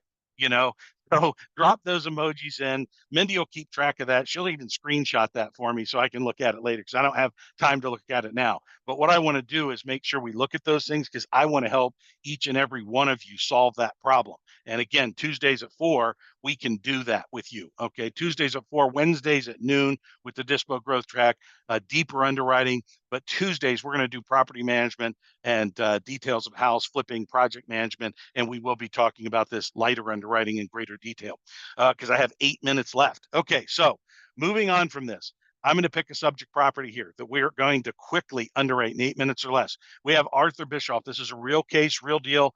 Doesn't matter what CRM you're using. This obviously is our live CRM in Podio. And with this CRM, again, it's about the data that you're pulling out. That's what's important. And most every one of you knows how to use your CRM. If you don't, get with your manager, get with your coach. Let's get that dialed in. But that being said, I'm going to quickly look down. We've got the property address. And this is why it's important for you to master your CRM. If you don't feel like you've mastered the CRM you're working in, make sure you get access to the CRM mastery for either Resimpli or Podio. If you aren't using Resimpli or Podio, that's okay. Just get with your manager and have them help and guide and support you so you can fill out these fields correctly and completely. The more information, the more productive and the better results you're going to have. But in Podio, in this case, I want to jump down very, very quickly to the qualifying questions. Okay, because this is what the types of things we're going to talk about. Even though I told you not to hang out here in the bubbly hot tub, I do want you to understand this is where we're going to record the important information that we're going to utilize for underwriting. So property type, is it single family, duplex, multifamily, condo? This is a single family. How long have they owned it? They've owned it 20 plus years. Occupancy, it's owner occupied. There is a homeowners association, and they say it's $350 a year. That's important. It's a bedroom, 3-bedroom, 2-bath, 2-bathroom count, 20 plus year old kitchen. The last time the bathrooms were updated, 20 plus years. Who thinks we're updating some kitchens and baths? I pretty much think all of us can raise 2 hands with that. Okay. Any details or notes on the bedroom or the kitchen that we should know of? Roof age, 20 plus years. Who's getting a new roof? Okay. This is giving us a lot of information. So this is a great job by Connor. Windows are vinyl. Windows are 20 plus years old. Furnace is 20 plus years old. Hot water tank blew a few years ago though, so it's less than 5. Okay. Air conditioning, 20 plus years. Okay. Just by property condition alone, how many of you are hearing the breadcrumbs? Ka-ching, ka-ching, ka-ching, ka-ching. The breadcrumbs in this case of property conditions are these folks have lived there 20 years. We don't even know their motivation, but they are staring at the fact that every one of those components is nearing or past its life expectancy, right? So that's really, really important to be aware of that as we're going through this. The electrical's in good conditions, plumbing, siding, all good condition, 2-car attached. So again, flooring needs replaced. So this gives us a whole bunch of information so we can move on. I'm not going to have time to go through a lot of the details of where we find certain information, but keeping to my promise, if nobody reminded me, and maybe you did and I didn't see it, but I did say, why are we using Zillow? Zillow is one of the largest branded sites, but am I going to only rely on Zillow? No, I may cross-reference Zillow, Redfin, Realtor.com. I may look across things, and I'll tell you why. I just looked at a property the other day. The Zestimate was 0. Well, I definitely think we won't get that deal if I rely solely on Zillow. Okay. But when we are looking at those numbers, don't be dialed in on the concept of one source. I want you to raise above that as underwriters mindset to go, I want to build value and make sure that the value I'm building is accurate. Okay. So when we do this, in this case, we pulled from that the property address. I went to the Delaware County Auditor site. And from the Delaware County Auditor site, I pulled up the property information form. This property, so you should have quickly accessible to you all of your auditor sites in the counties that you're working in. So you can just click, just like you can click on Zillow, just like you can click on those other sites we talked about. You want to be able to quickly and efficiently click on the property information. Now, back to the point of Zillow, where somebody was making reference to that earlier in the call today, they were talking about Zillow from the perspective of, well, you wouldn't take, you know, what we're saying a number, say it's an ARV of 300, you wouldn't take 150,000 one year. Say Zillow was 300, you wouldn't take 150,000, would you? That's a reaction that we're trying to pull. Okay, we're not really going to use that value for anything significant. So don't get bogged down in that. But the things we're talking about right now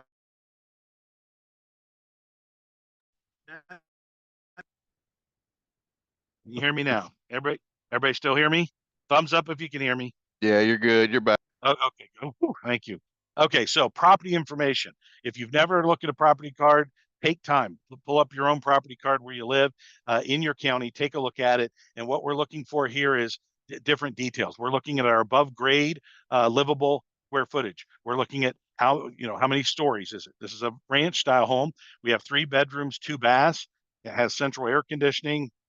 Again, we're not going to take a lot of detailed time to go through this today. I just want you to see where some of the key components or key information is. Okay, some of this key information that I am going to know from this card, though, is the taxes due. $7,000 is the annual taxes on this property. Some of you are whining because it's so cheap, and some of you are surprised it's so high. That being said, here's the Zillow this property listed on Zillow, or the Zestimate was 436.9. So that's what we had there.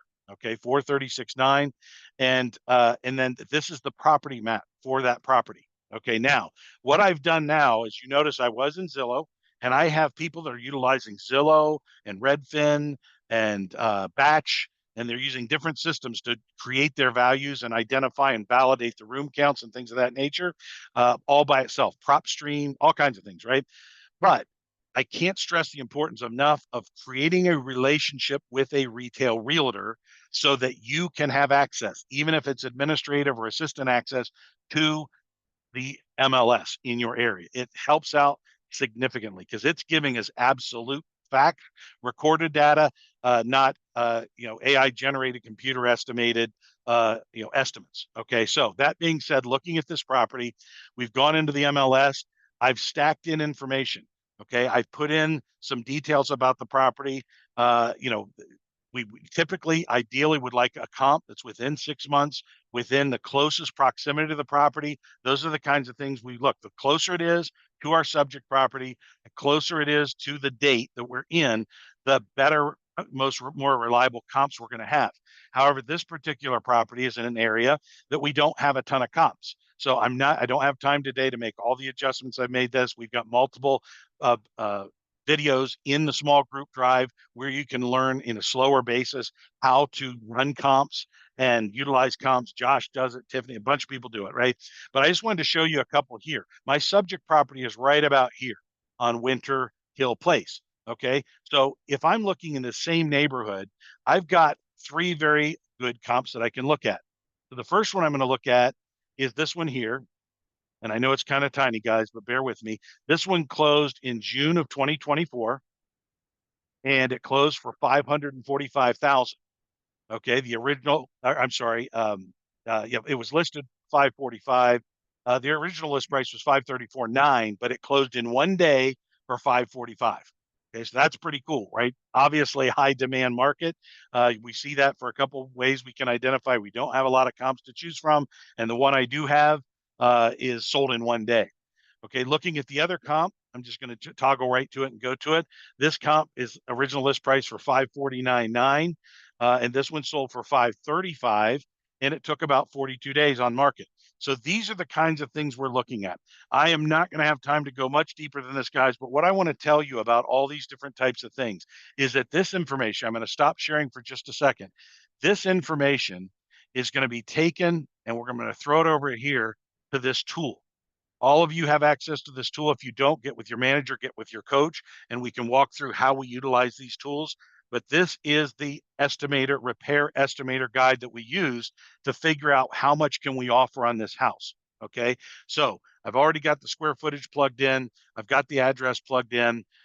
We're assessing the after repair value, and I'm going to change this down a little bit. I'm going to call it 425,000. Okay, now we saw Zillow was for something and so on and so forth, but just play along with me, and we're going to say after repair value is 425. So what I'm trying to determine from this is how much am I going to purchase this thing for? What? We lost you again there, Speedy Gonzalez. No. Not yet. How about now? There you go. All right. Thank you, Derek. I'm going to hold my breath here, closing this out. So as I go through this, I put the 425 in. And from there, I switch over to this repair cheat sheet, bottom toggle tab. And we're going to talk through what does this property need? Now, looking at the outside of the house, I'm just going to say we need a cleanup. Okay. And you may say, well, I don't want a cleanup. I want a full landscape package because I want to get top dollar. Great. Okay. In this particular home, looking at the comps,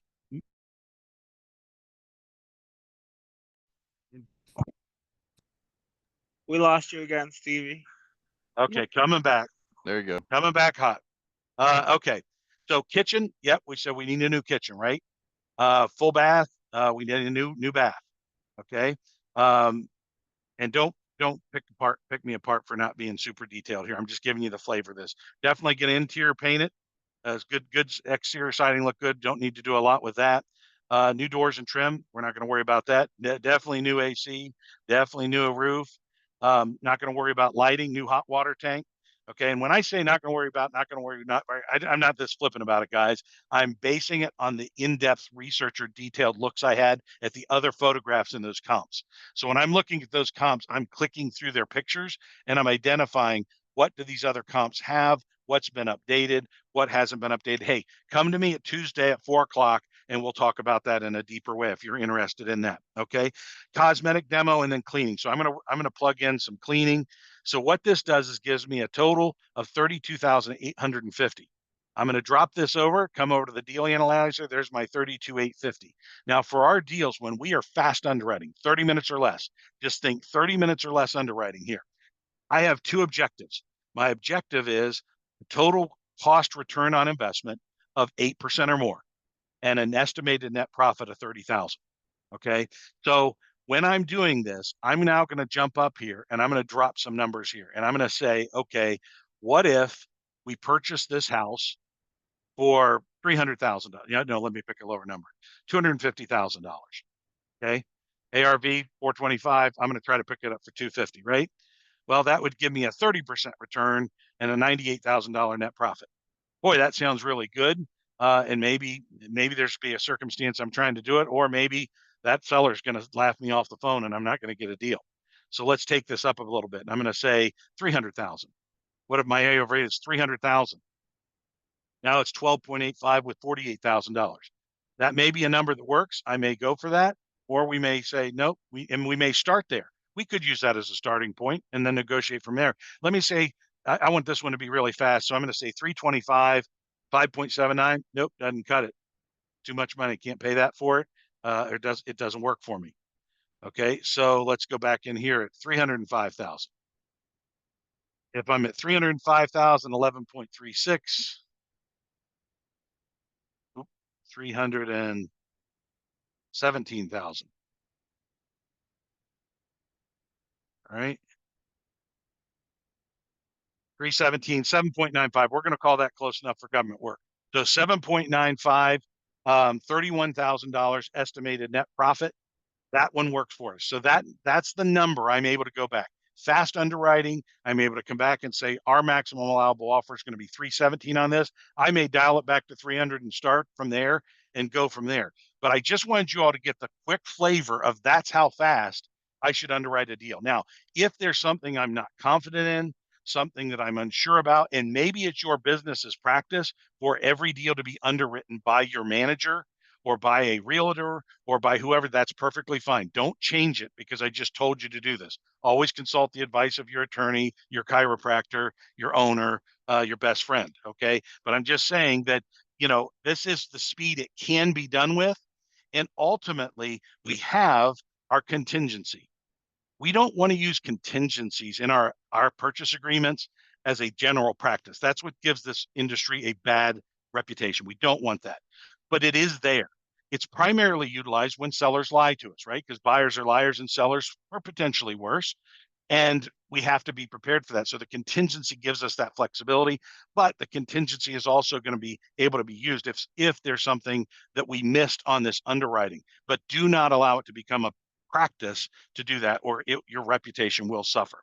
So again, keep that in mind. Hopefully that's been helpful. I promise this is my last plug for my growth track on Tuesdays at 4. If you need the link for it, email support@resultsdrivenrei.com or check with your manager so you can join me on that call.